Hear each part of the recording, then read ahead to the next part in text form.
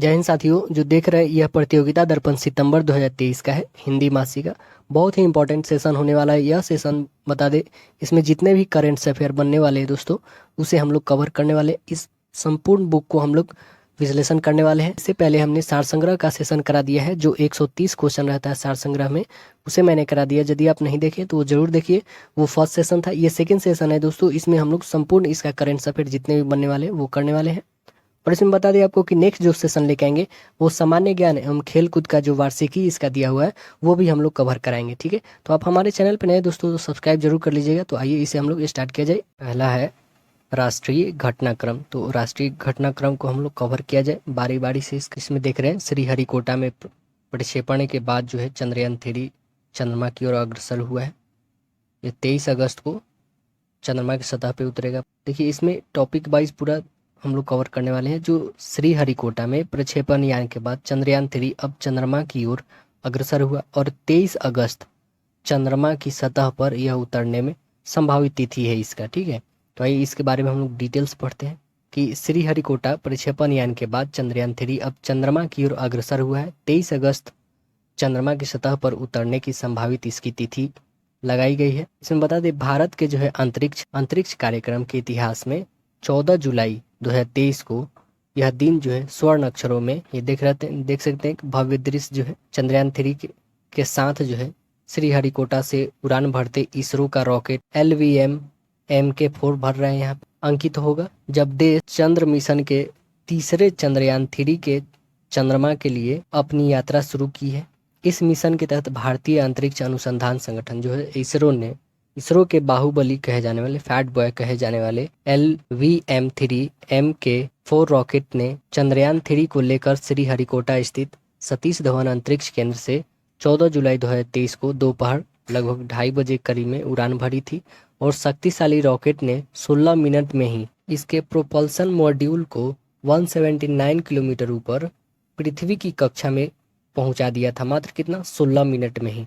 जहां रॉकेट से अलग होकर चंद्रयान ने पृथ्वी की कक्षाओं में चक्कर लगाने शुरू कर दिया और पृथ्वी की 5 अलग अलग कक्षाओं में चक्कर लगाने के बाद यह जो है अब 1 अगस्त 2023 को चंद्रमा की ओर बढ़ रहा है। यह हर चक्कर के बाद पहले से ही बड़ी कक्षा में प्रवेश करते हुए अंततः 1 अगस्त 2023 को यह चंद्रमा की दिशा में अब आगे बढ़ रहा है। आगे चलकर यह चंद्रमा की कक्षा में प्रवेश करेगा और चंद्रमा की 5 अलग अलग कक्षाओं में चक्कर लगाते हुए हर बार एक चंद्रमा की नजदीक कक्षा में पहुंचेगा। और चंद्रमा की कक्षा में यह चंद्रयान के लैंडर जो है विक्रम तथा रोवर जो है प्रज्ञान प्रोपल्सन मॉड्यूल से अलग हो जाएंगे और 26 kg का रोवर जो है 1724 kg के लैंडर के साथ ही है। इसका एक छोटा सा दृश्य देख सकते हैं यहाँ पे। चंद्रयान 3 का प्रक्षेपण सफल हुआ। जो पहला चंद्रयान 2008 में किया गया था, जो असफल रहा था, वो लगभग कितना, ये लगभग बता दें आपको, लगभग 25 मिनट तक उतरा था, उसके बाद ये असफल हो गया था। फिर दूसरा तो पता ही है दोस्तों 2019 में हुआ था, जो पूरी तरह से असफल हो पाया, इसका कनेक्शन ही टूट गया लैंड करने से पहले ही। और चंद्रयान 3 गया है, ये 23 अगस्त को दोस्तों लैंड करने वाला है और ये सॉफ्ट लैंडिंग करने वाला है। इसके बारे में संपूर्ण हम लोग जानकारी लेने वाले हैं। प्रोपल्सन मॉड्यूल से अलग होने के बाद जो है रोवर प्रज्ञान के साथ विक्रम जो है चंद्रयान का लैंडर चंद्रमा की दक्षिणी ध्रुव पर मेंजिनस यू क्रेटर के पास जो सॉफ्ट लैंडिंग करेगा। 23 अगस्त 2023 को इसके चंद्रमा की सतह पर उतरने में संभावित तिथि है। इस प्रकार पृथ्वी के प्रक्षेपण के बाद जो है चंद्रमा की सतह पर पहुंचने में यह लगभग कितना दिन ले रहा है दोस्तों, 41 दिन चंद्रयान 3।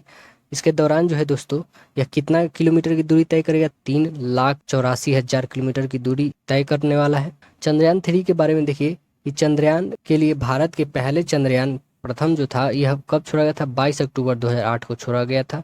ये उड़ान भरी थी और 8 नवंबर 2008 को चंद्रमा की कक्षा में प्रवेश किया था। 14 नवंबर को 2008 को मून इम्पैक्ट प्रोब चंद्रयान 1 से अलग हुआ था, किंतु 25 मिनट बाद ही यह दुर्घटनाग्रस्त हो गया था। इस श्रृंखला में चंद्रयान 2 का सफल परीक्षण 22 जुलाई 2019 को किया गया, जिसमें 22 अगस्त 2019 को यह चंद्रमा की कक्षा में प्रवेश किया था और चंद्रमा की कक्षा से चक्कर लगाते हुए उसकी सतह पर उतरने के लिए लैंडर विक्रम 2 सितंबर 2019 को ऑर्बिट से अलग हुआ था तथा चंद्रमा की सतह पर 2.1 किलोमीटर ऊंचाई पर इसका पृथ्वी के नियंत्रण से कक्षा संपर्क टूट गया था तथा यह सतह पर सॉफ्ट लैंडिंग करते समय क्रैश हो गया था। अब चंद्रयान 3 को भेजा गया है। नेक्स्ट क्या है कि ये रंगकप्पा के अधिकांश विधायक जो है अजीत पवार के नेतृत्व में प्रदेश में भाजपा के नेतृत्व वाले सत्तारूढ़ जो गठबंधन में शामिल हुए हैं।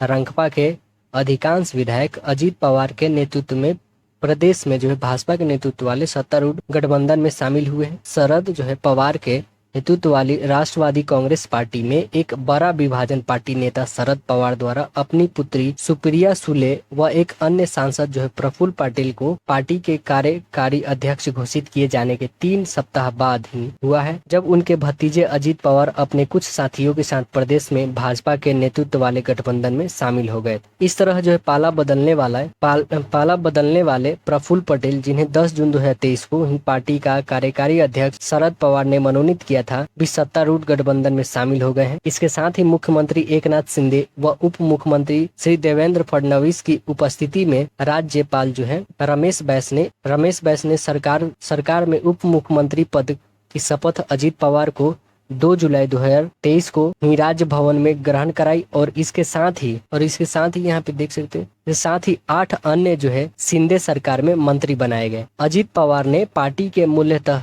53 विधायक में से 40 के समर्थन का दावा करते हुए अपने पाले के असली संकल्प करार किए हैं और इस आशय का दावा चुनाव आयोग में भी किया गया है। इस गुट ने अजीत पवार को ही पार्टी का राष्ट्रीय अध्यक्ष भी चुन लिया है। दूसरी ओर अपने खेमे की ही मूल पार्टी होने के बाद शरद पवार ने कही है, इस मामले में दोनों पक्षों का दावा अब चुनाव आयोग के समक्ष है। इस गुट को असली जो राष्ट्रवादी कांग्रेस पार्टी का दर्जा दिया जाए, यह निर्णय चुनाव आयोग को ही अब करना है। इसके बारे में थोड़ा डिटेल्स देख सकते हैं। यहाँ पे देख सकते हैं कि यह जो लोकसभा चुनाव 2024 में भाजपा के नेतृत्व वाले एनडीए के विरुद्ध विपक्षी दलों का गठबंधन का संक्षिप्त नाम क्या दिया गया है? इंडिया दिया गया है। क्या नाम दिया गया है? जो लोकसभा चुनाव होने वाला 2024 में भाजपा के नेतृत्व वाली जो एनडीए के विरुद्ध जो विपक्षी दलों का गठबंधन हुआ है, उसका नाम क्या दिया गया है? इंडिया दिया गया है। यह 2024 में लोकसभा चुनाव भाजपा नेतृत्व वाली राष्ट्रीय लोकतांत्रिक गठबंधन किया गया है। एनडीए के पराजित कर सत्ता से बाहर करने के एकमात्र उद्देश्य के साथ एकजुट प्रमुख विपक्षी दलों ने अपने इस गठबंधन का नाम क्या दिया है? भारतीय राष्ट्रीय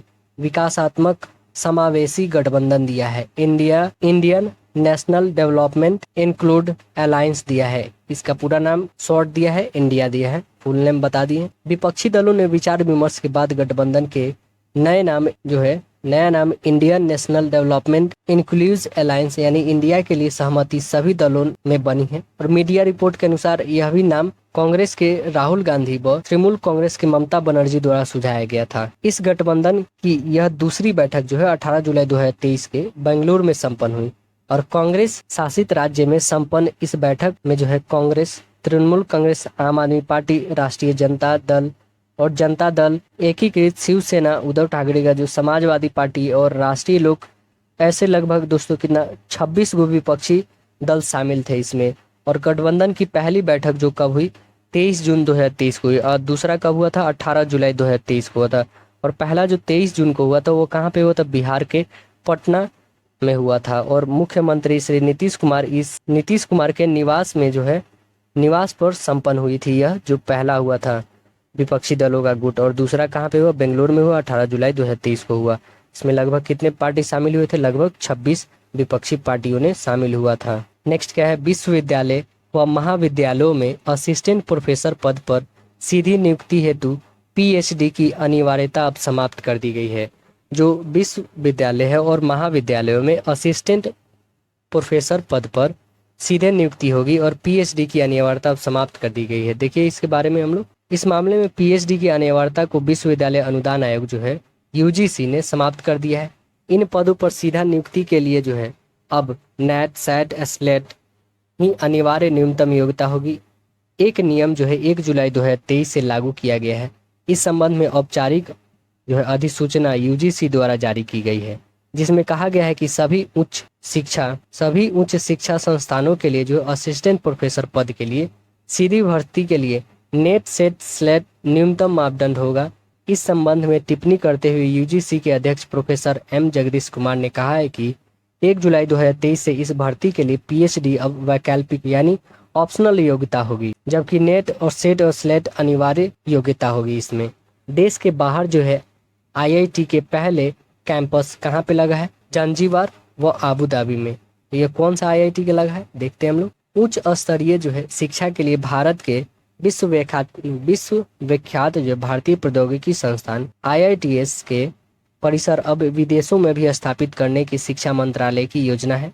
ऐसा पहला कैंपस तंजानिया के जो है अर्धशाश्वत क्षेत्र जांजीबार में और दूसरा जो है संयुक्त अरब अमीरात की राजधानी जो है आबू धाबी में स्थापित किए जाएंगे।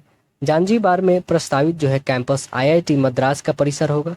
किसका होगा, IIT मद्रास का होगा, जिसके लिए भारत की शिक्षा मंत्रालय जो है IIT मद्रास तथा जांजीबार तंजानिया के शिक्षा एवं व्यावसायिक प्रशिक्षण मंत्रालय जो है ministry of education and vocational training के बीच सहमति पत्र पर हस्ताक्षर कब किए गए, 5 जुलाई 2023 को किया गया।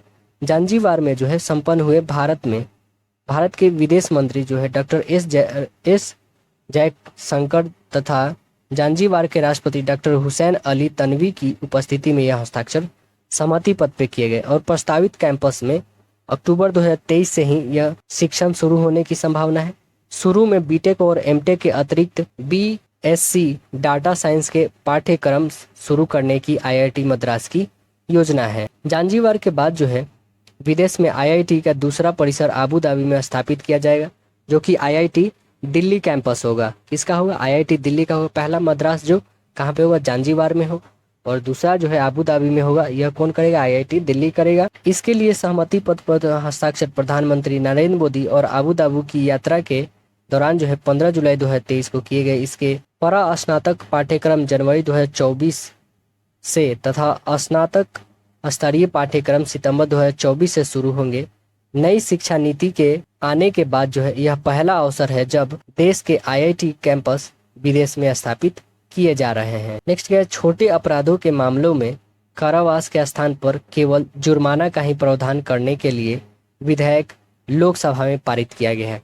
छोटे अपराधों के मामले में जो है कारावास के सजा के स्थान पर केवल जुर्माना का ही प्रावधान करने के लिए विधेयक कहाँ पे पारित किया गया है, लोकसभा में पारित किया है कि अब जो छोटे अपराध करेंगे उनको बल्कि सजा नहीं दे करके उनको क्या एक जुर्माना देना होगा। इसलिए जो है लोकसभा ने यह विधेयक पारित किया है। देखिए इसके बारे में पढ़ते हम लोग। न्यायालयों में मुकदमा का बोझ कम करने के लिए, स्वाभाविक बात है बहुत सारे मुकदमाएं अभी पेंडिंग में ही चल रहे हैं। न्यायालयों में मुकदमा का बोझ कम करने के लिए तथा कारोबारी सुगमता बढ़ाने के लिए अनेक छोटे अपराधों के मामलों को कारावास की सजाओं के प्रावधान को समाप्त कर केवल जुर्माना का प्रावधान ही रखा जाए। इसके लिए जो है जन विश्वास यानी प्रावधान संशोधन विधेयक 2023 जन विश्वास जो है अमेंडमेंट प्रोविजन बिल को केंद्रीय मंत्रिमंडल ने 12 जुलाई 2023 को बैठक में मंजूरी प्रदान की थी। यह विधेयक जो है 27 जुलाई को लोकसभा में पारित हो गया है। इसके विधेयक के जरिए जो है 19 विभिन्न मंत्रालयों से जुड़े 42 कानून और 183 प्रावधानों में से संशोधन कर छोटे अपराधों में कारावास के प्रावधान को हटाया गया है। इसके अधिनियमित होने पर छोटे अपराधों के लिए अब जेल की सजा नहीं होगी तथा केवल जुर्माना का आरोपण ही किया जाएगा। अनेक मामलों में जुर्माना के आरोपण के लिए ही जो अदालती कार्यवाही की आवश्यकता भी नहीं रहेगी तथा जुर्माने की राशि लगभग 3 वर्षों के अंतराल पर 10% वृद्धि कर प्रावधान की विधेयक किए जाएंगे। वित्त और वित्तीय सेवाओं, कृषि, वाणिज्य, सड़क परिवहन, डाक, इलेक्ट्रॉनिक्स व सूचना प्रौद्योगिकी मंत्रालय से जुड़े कानूनों को संशोधन का प्रस्ताव नए लाए कानून में किए गए हैं। इस विधेयक को मूलतः दिसंबर 2022 में लोकसभा में पेश किया गया था। कब पेश किया गया था, तो 2022 में ही पेश किया गया था, दिसंबर में, जब सांसद की संयुक्त समिति को इसे संदर्भित किया गया था। संबंधित मामले के साथ चर्चा के बाद जो है समिति ने अपनी रिपोर्ट 2023 में सौंपी, मार्च 2023 में सौंपी थी। विधेयक को जो है 27 जुलाई 2023 को लोकसभा में पारित कर दिया गया और न्यायालयों से लंबित मामले को निपटाने के लिए अर्थदंड के प्रावधानों को पिछली तिथि से ही लागू करने का समिति को सुझाव मिला है। तो यहाँ पे देख सकते हैं जो छोटे अपराधों के लिए केवल जो है जुर्माना का प्रावधान किया गया। 42 कानून संशोधन नए प्रस्तावित किए गए हैं। ये नाम नीचे दिए गए, देखिए इसका लिस्ट है एक, जिसमें देख सकते हैं पहला क्या है, कृषि उपज जो ग्राइंडिंग और मार्किंग के लिए है। अधिनियम कब लाया गया था, ये 1937 में लाया गया था। समुद्री उत्पाद निर्यात विकास प्राधिकरण अधिनियम 1972 में आया था। रबर अधिनियम 1947 में, चाय अधिनियम 1953 में, मसाला बोर्ड अधिनियम 1986 में, कानूनी माप विज्ञान अधिनियम 2009 में और छानवी अधिनियम 2006 में सरकारी प्रतिभूति ऐसे करके पूरा दिया। सार्वजनिक जो है ऋण अधिनियम 1944 में। आधार का देख सकते हैं यहाँ पे, आधार वित्तीय एवं अन्य सब्सिडी लाभ और सेवाओं को लक्षित वितरण का अधिनियम 2016 के अकॉर्डिंग है। वायु का जो है प्रदूषण रोकथाम के लिए यह अधिनियम 1981 में चलाया गया था। पर्यावरण संरक्षण ये 1986 में, और भारतीय वन अधिनियम 1927 से चल रहा है। सार्वजनिक जो है दायित्व बीमा अधिनियम जो है ये कब से 1994 से, और जमा बीमा और ऋण गारंटी नियम अधिनियम 1961 से चल रहा है। राष्ट्रीय कृषि एवं ग्रामीण विकास बैंक अधिनियम 1981, राष्ट्रीय आवास बैंक अधिनियम 1987 से स्टार्ट है। खाद्य निगम अधिनियम जो है यह कब से है, तो 1964 से। भंडार निगम अधिकरण 1962 से। औषधि एवं प्रसाधन सामग्री अधिनियम 1940 से है। और मेट्रो रेलवे जो है संचालन में रख रखाव का अधिनियम 2002 से है। प्रेस और पुस्तक पंजीकरण अधिनियम 1867 से है। भारतीय डाक अधिनियम कब से है, तो ये 1898 से है। बॉयलर अधिनियम 1923 से है। कॉपीराइट अधिनियम कब से, 1957 से। पेटेंट अधिनियम कब से, 1970 से है। ट्रेड मार्केट्स अधिनियम 1999 से है। रेलवे अधिनियम 1989 से है। मोटर वाहन अधिनियम 1988 से है। धन संशोधन जो है निवारण अधिनियम 2002 से, और सांख्यिकी संग्रहण अधिनियम जो है 2008 से है। नेक्स्ट क्या है, विश्व की कुल जो है बाघ संख्या में 75% अब भारत में हो गया। विश्व की कुल बाघ संख्या का 75% अब भारत में है। बाघ गणना रिपोर्ट 2022 जारी किया गया है। देश में सबसे अधिक बाघ किस राज्य में है, तो मध्य प्रदेश में सबसे ज्यादा बाघ है। इसके बारे में आइए डिटेल्स थोड़ा पढ़ते हैं हम लोग। टाइगर संरक्षण के लिए जो है अप्रैल 1973 में शुरू किए गए कौन सा प्रोजेक्ट, प्रोजेक्ट टाइगर। अन्य संबंधित कार्यक्रमों के परिणाम काफी उत्साहजनक रहा है। इसका हाल ही फिलहाल में अभी 50वां वर्षगांठ मनाया गया है। विश्व की कुल जनसंख्या का जो 75% बाघ जो है भारत में है। देश के बाघों की संख्या अब जो है, देश में बाघों की संख्या के संबंध में रिपोर्ट प्रत्येक 4 वर्ष के अंतराल पर यह पर्यावरण एवं वन मंत्रालय के द्वारा जारी किया जाता है। किसके द्वारा जारी किया जाता है, पर्यावरण एवं वन मंत्रालय के द्वारा जारी किया जाता है। यह कब किया गया, 29 जुलाई 2023 को जारी किया गया। जिम कार्बेट पार्क में किया गया। अंतर्राष्ट्रीय बाघ दिवस के अवसर पर किया गया। अंतर्राष्ट्रीय बाघ दिवस कब मनाया जाता है, 29 जुलाई को मनाया जाता है। इससे पहले भी रिपोर्ट जारी किया गया था 9 अप्रैल 2023 को, परंतु वह जो था प्रोजेक्ट टाइगर का 50 वर्ष पूर्ण हुआ था, उसके उपलक्ष्य में यह मनाया गया था 9 अप्रैल 2023 को प्रधानमंत्री मोदी के द्वारा। और इस आंकड़े को देख सकते हैं, जो 53 हमारे भारत में टाइगर रिजर्व है, उसमें सभी में भी बाघों की संख्या में वृद्धि हुई है। तो यहाँ पे देखिए ताजा जो है बाघ गणना 2023 के अनुसार देश में बाघों की कुल संख्या न्यूनतम बताया जा रहा है कितना, 3167, और अधिकतम कितना बताया जा रहा है, 3925 संभावित किया जा रहा है। इसलिए 2022 में जो है बाघों की औसत कितना रहा, 3682 मानी गई, जबकि 2018 में कितना था, 2018 में 2967 ही था, और 2014 में तो 2226 ही अंकित किया गया था। ऐसे इस बार का वृद्धि बहुत ही ज्यादा रहा है। विभिन्न वर्षों में देश के बाघों की संख्या देख सकते हैं यहाँ पे अखिल भारतीय गणना अनुसार के दिया गया है कि 2006 में क्या था, 1400 कुछ था, 2010 में 1700, 2014 में 2200 आया, 2018 में 2900, 2022 में कितना आ गया, तो 2022 में आया 3682 हो गया। ताजा अनुसार यह पता लगाया गया है कि 785 बाघ जो है मध्य प्रदेश में, और उसके बाद जो है कर्नाटक में 563, उसके बाद 560 जो है उत्तराखंड में मिले हैं। प्रथम राज्य कौन आया है, प्रथम मध्य प्रदेश, सेकंड में कौन आया, कर्नाटक, और थर्ड पे आया है उत्तराखंड आया है सबसे ज्यादा बाघों की संख्या में। और इससे पहले 2018 में मध्य प्रदेश बाघों की संख्या कर्नाटक में केवल 2 ही अधिक थी। इस बार कर्नाटक से 100 अधिक है मध्य प्रदेश में बाघों की संख्या।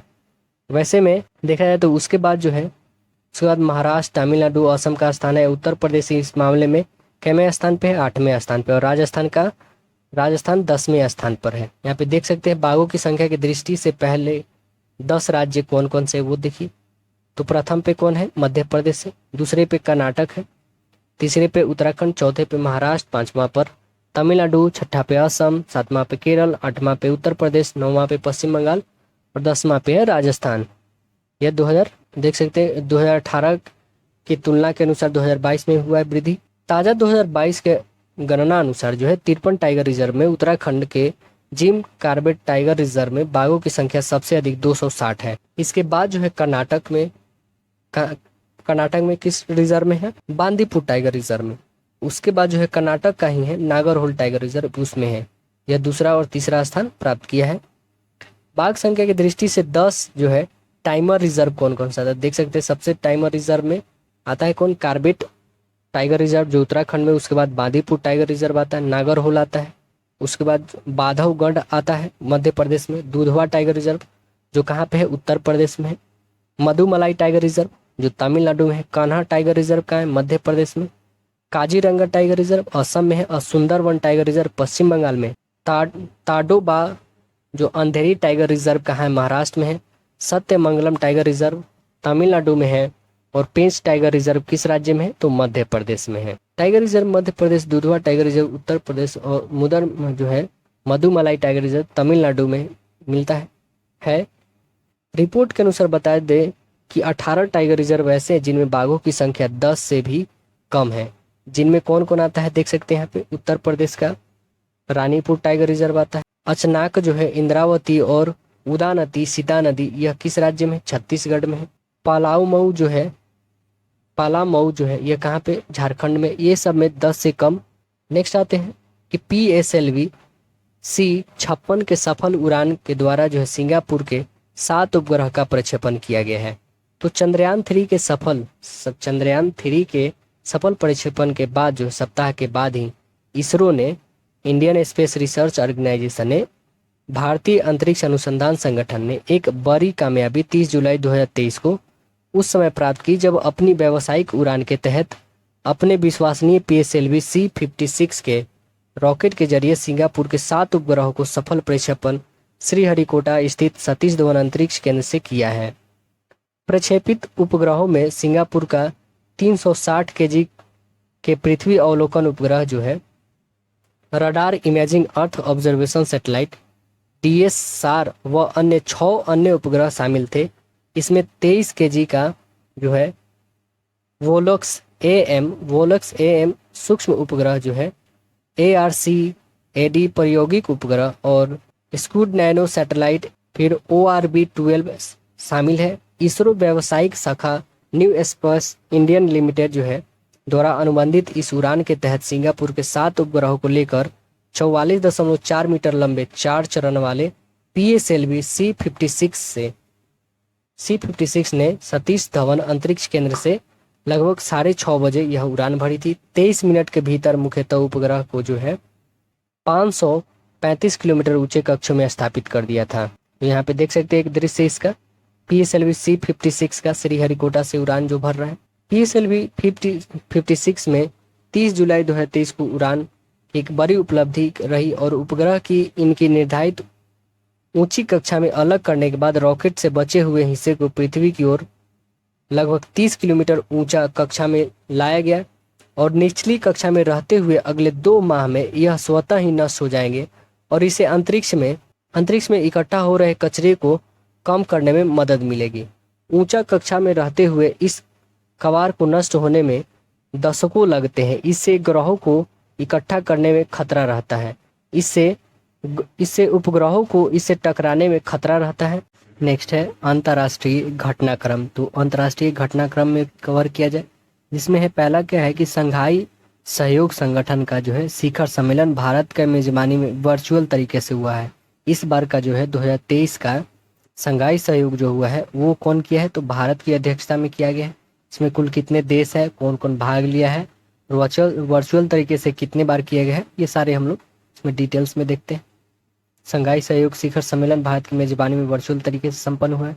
उसके बाद नेक्स्ट टॉपिक बनता है प्रधानमंत्री मोदी की फ्रांस यात्रा व संयुक्त अरब अमीरात की यात्रा की है। ग्लोबल पीस इंडेक्स जारी किया गया जिसमें भारत को 126वां स्थान मिला है। फिर ग्लोबल जो है लिवेलिटी इंडेक्स दृष्टि में रहने वाले सबसे उपयुक्त खराब और शहर के बारे में किया गया है, रिपोर्ट जारी किया गया है। हेनले पासपोर्ट रैंकिंग 2023 में सिंगापुर पासपोर्ट सबसे शक्तिशाली और भारतीय पासपोर्ट को 80वां स्थान मिला है। भारत व पाकिस्तान के बीच जो है कैदियों का सूची आदान प्रदान किया गया है। 2023 में दूसरा आदान प्रदान किया गया यह सूची। और श्रीलंका के राष्ट्रपति की भारत यात्रा और भारत द्वारा म्यांमार की सैन्य सरकार के साथ जो है सामान्य संबंध बनाए रखने की संकेत दिया गया है। और मेकांग गंगा सहयोग की जो है 21वीं मंत्री स्तरीय बैठक कहाँ पे किया गया, बैंकॉक में संपन्न हुआ है। तो आइए स्टार्ट किया जाए इसका डिटेल्स पढ़ते हुए हम लोग। देखिए इसमें है सहयोग संगठन जो हुआ संघाई का, यह पहला शिखर सम्मेलन कहाँ पे हुआ था दोस्तों। तो देखिए अभी संघाई सहयोग है ना, संघाई में हुआ था। संघाई कहाँ पड़ता है, चीन में पड़ता है। संघाई सहयोग संगठन बता दें आपको, यह SCO जो है यह 23वां शिखर सम्मेलन है। कैमा संस्करण है दोस्तों, तो यह 23वां संस्करण है, 23वां संस्करण जो है, और भारत की मेजबानी में की गई। इसमें अध्यक्षता जो है 4 जुलाई को यह कहाँ पे हुआ है, भारत में हुआ है। 4 जुलाई 2023 को वीडियो कॉन्फ्रेंसिंग माध्यम के जरिए यह किया गया है। भारत ने जो है SCO के अध्यक्षता सितंबर 2022 में समूह के जो है समरकंद शिखर सम्मेलन के दौरान ही संभाल ली थी।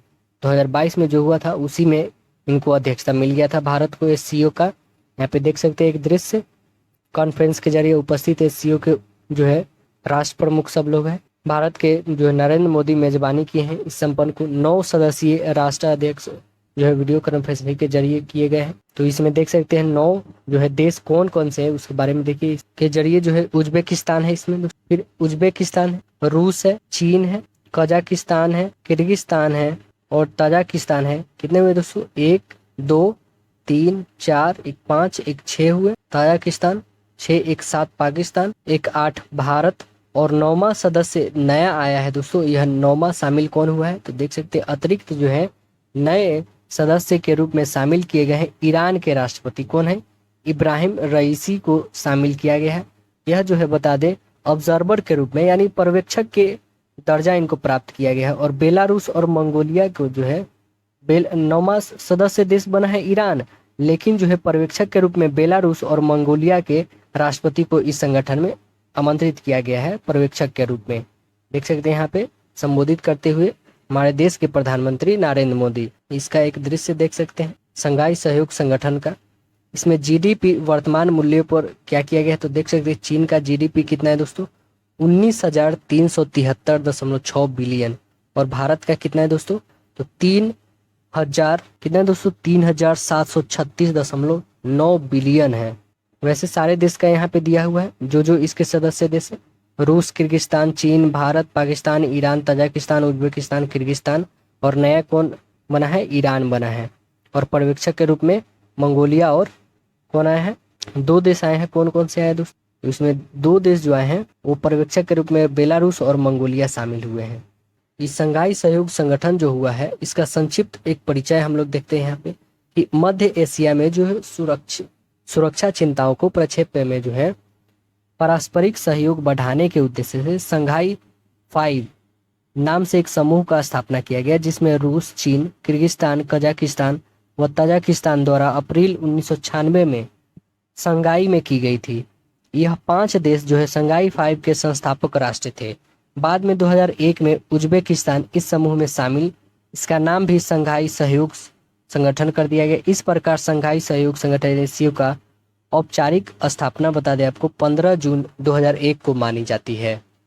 और भारत व पाकिस्तान जो है बता दें यह कब आया था, 9 जून 2017 को इस संगठन का सदस्य बन गया था, जिसमें SCO के सदस्यों की कुल संख्या 8 हो गई थी। और इस वर्ष 2023 में ईरान को शामिल कर लिया गया है और इस सदस्य देशों की संख्या कितना हो गया, 9। मंगोलिया को 2004 में 4 से, अफगानिस्तान को 2012 से तथा बेलारूस को 2015 से पर्यवेक्षक का दर्जा प्रदान किया गया है। और अर्मेनिया, अजरबैजान, कंबोडिया, मिस्र, Kuwait, Maldives, Myanmar, Qatar, Saudi Arab, संयुक्त अरब अमीरात, नेपाल, श्रीलंका, तुर्की और वार्ता भागीदारी ये लग रहे हैं डायलॉग पार्टनर्स के रूप में इन लोगों को संगठन में प्राप्त हुए हैं। संघाई सहयोग संगठन के अतिरिक्त बता दें अस्तित्व में आने के बाद इसका पहला ही विस्तार 2017 में हुआ था, जबकि जिसके तहत जो भारत और पाकिस्तान को इसका सदस्य बनाया गया। और 2023 में ईरान इस सदस्य का 9वां सदस्य बना संगठन का।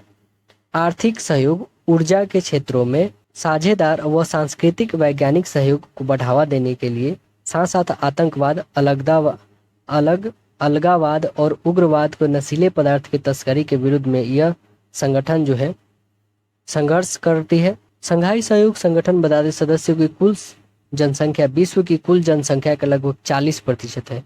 कुल भूभाग विश्व की कुल भूमि का जो है 22% तथा इसकी कुल अर्थव्यवस्था का कुल आकार वैश्विक अर्थव्यवस्था का 30% है।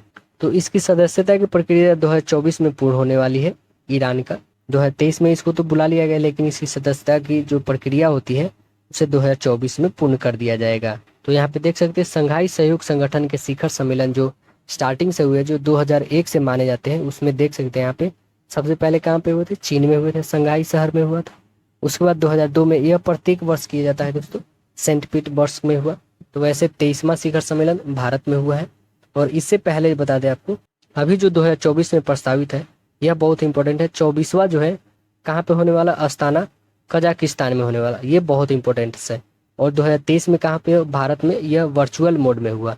2022 में समरकंद में, और 2000 बता दें आपको दोस्तों 2021 में जो है दुशांबे तजाकिस्तान की मेजबानी वर्चुअल मोड से ही किया गया ये भी, क्योंकि उस समय कोरोना चल रहा था, जिसके कारण 2021 और 2020 में रूस की मेजबानी में वर्चुअल मोड से हुआ था। 2019 में किर्गिस्तान में हुआ था। अब आते हैं नेक्स्ट जो है प्रधानमंत्री श्री नरेंद्र मोदी जी का जो है फ्रांस और संयुक्त अरब अमीरात की यात्रा जो की है उसके बारे में हम लोग डिटेल्स पढ़ते हैं।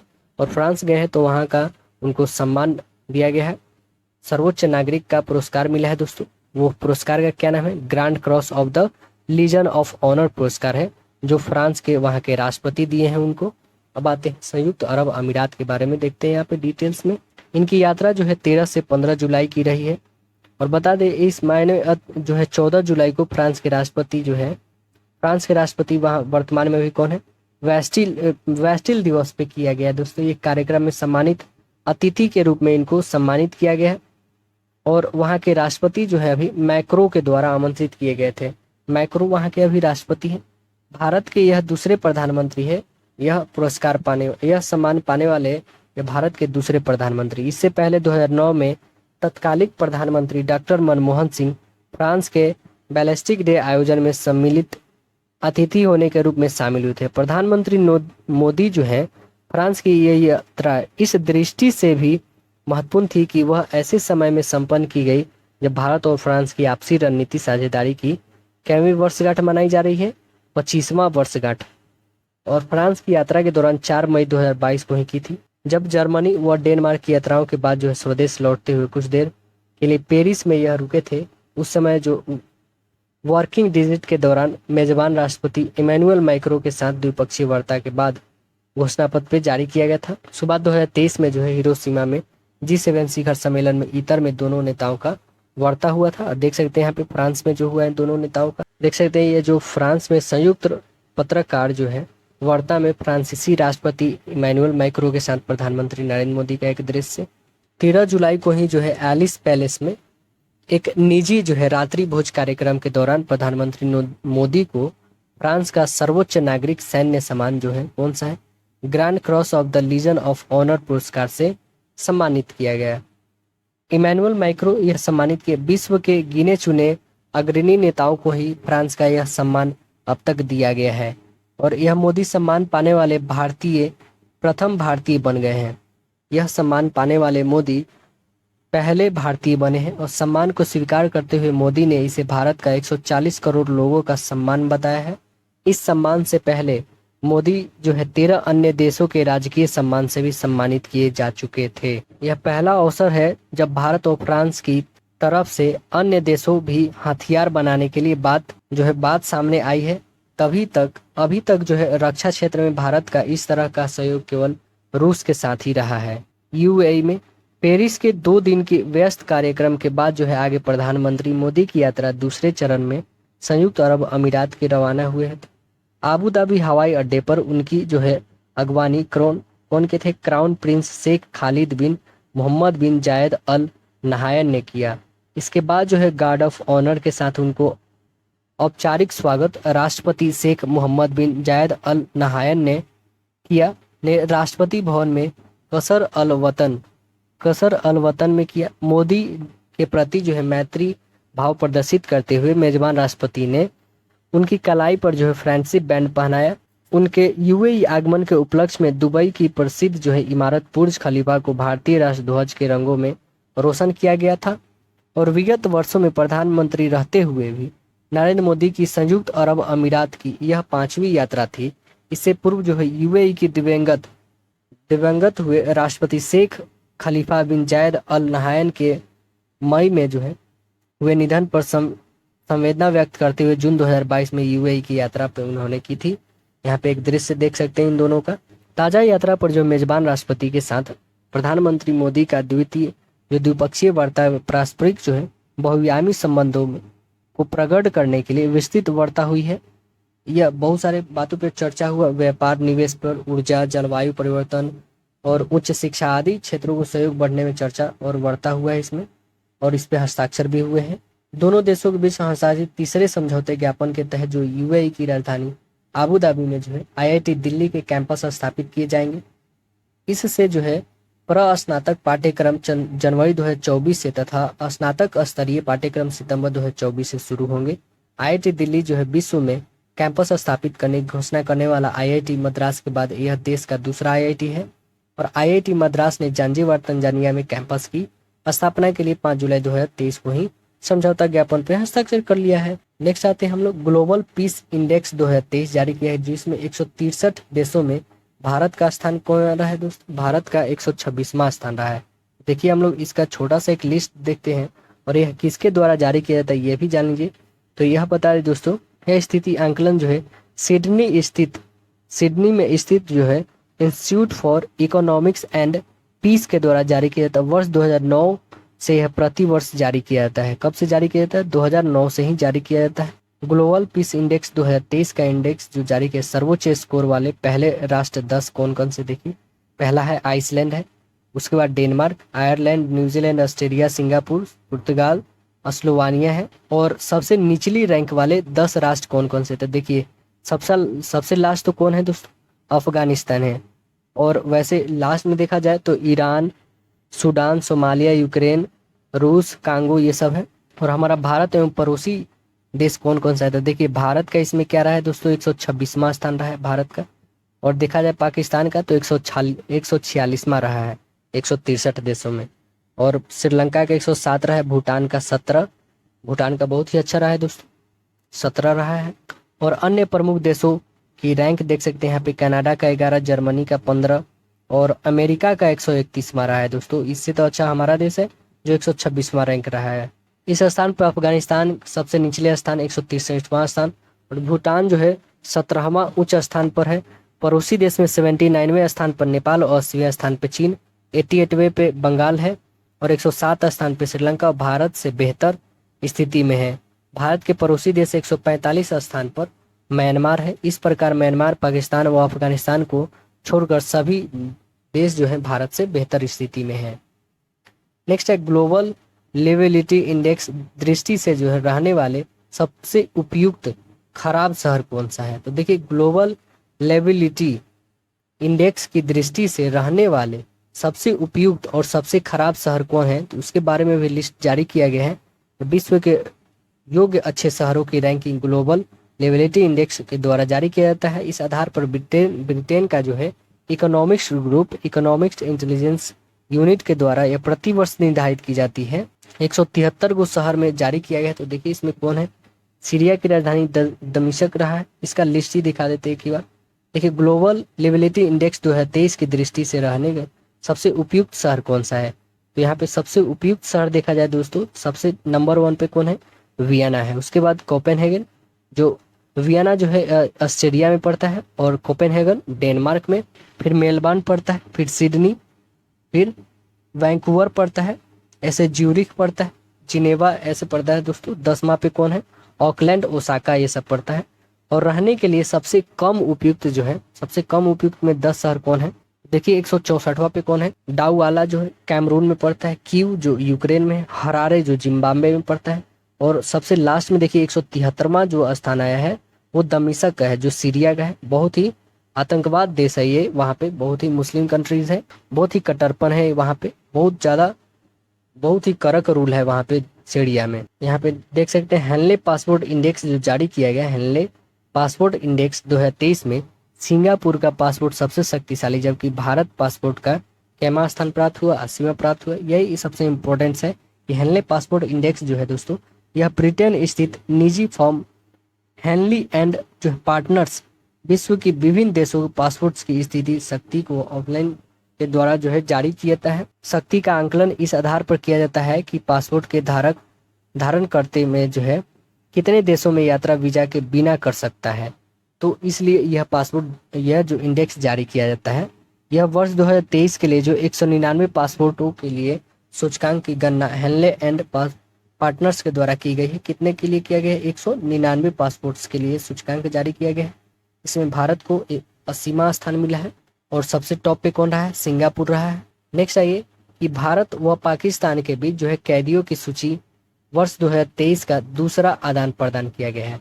भारत व पाकिस्तान के बीच जो है कैदियों की सूची का वर्ष 2023 में यह दूसरी बार आदान प्रदान किया गया है। 31 मई 2018 के संपन्न एक द्विपक्षीय समझौता के तहत भारत और पाकिस्तान ने अपनी हिरासत के एक दूसरे के नागरिक कैदियों और मछुआरों को सूचियों का आदान प्रदान 1 जुलाई 2023 को किया है। यह हमेशा होते रहता है। तो 1 जुलाई 2023 को भारत को पाकिस्तान के द्वारा सौंपी गई सूची के अनुसार इसमें जो है 308 भारतीय पाकिस्तानी जेलों में निरुद्ध हैं और इससे 266 मछुआरे और 42 अन्य नागरिक हैं। और भारतीय जेलों के निरुद्ध जो है पाकिस्तानी कैदियों की संख्या कितना है? 417 भारत के द्वारा उपलब्ध कराए गए हैं। इस सूची में बताई गई है 76 मछुआरे जबकि 343 अन्य नागरिक हैं। नेक्स्ट क्या आता है? श्रीलंका के राष्ट्रपति का भारत यात्रा। श्रीलंका के राष्ट्रपति कौन है? तो देखिए, भारत श्री नरेंद्र मोदी के प्रधानमंत्री जो है नरेंद्र मोदी के निमंत्रण पर अपने देश के उच्च स्तरीय शिष्टमंडल जो है यहाँ पे देखिए नई दिल्ली में प्रधानमंत्री मोदी के साथ जो श्रीलंका के राष्ट्रपति कौन है? रानिले विक्रमसिंघे के साथ जो है श्रीलंका के राष्ट्रपति रानिले विक्रमसिंघे ने भारत की आधिकारिक यात्रा ऑफिशियल विजिट कब से कब किए? 20 से 21 जुलाई 2023 को। नियमित राष्ट्रपति के रूप में जुलाई 2022 में कार्यभार संभालने के बाद इन्होंने किया है और यह उनकी जो है पहली यात्रा थी। ऐसे समय में की गई थी जब इस वर्ष पारस्परिक राजनयिक संबंधों की स्थापना कैमा वर्षगांठ मनाई गई। 75 वर्षगांठ यह जो है दोनों देशों के बीच हुआ है। देश मनाया रहा था। साथ ही श्रीलंका की कमजोर अर्थव्यवस्था के सुधार के संकेत मिलने लगे हैं। पूर्व जो है वर्षों में 5 बार श्रीलंका के प्रधानमंत्री रह चुके विक्रमसिंघे भारत के सबसे अच्छे आर्थिक संबंधों के पक्षधर रहे हैं तथा इन 2 दिनों की उनकी यात्रा द्विपक्षीय संबंधों को आगे बढ़ाने में और मजबूत करने में उद्देश्य के लिए की गई है। और राष्ट्रपति भवन में वो पहुंचे थे। वहां पे जो है राष्ट्रपति द्रौपदी मुर्मू के साथ जो है मेहमान जो है राष्ट्रपति कौन है? वहाँ श्रीलंका के विक्रमसिंघे है। कहा है कि श्रीलंका भारत की पड़ोसी प्रथम है।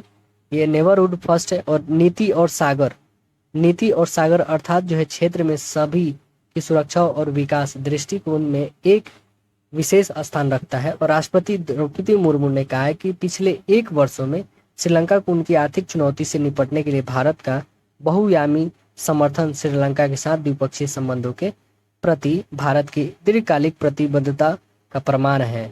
नेक्स्ट है कि भारत द्वारा जो है म्यांमार की सैन्य सरकार के साथ सामान्य संबंध बनाए रखने का संकेत मिला है। म्यांमार में जो है सेना ने आंग सान सू की निर्वाचन की है।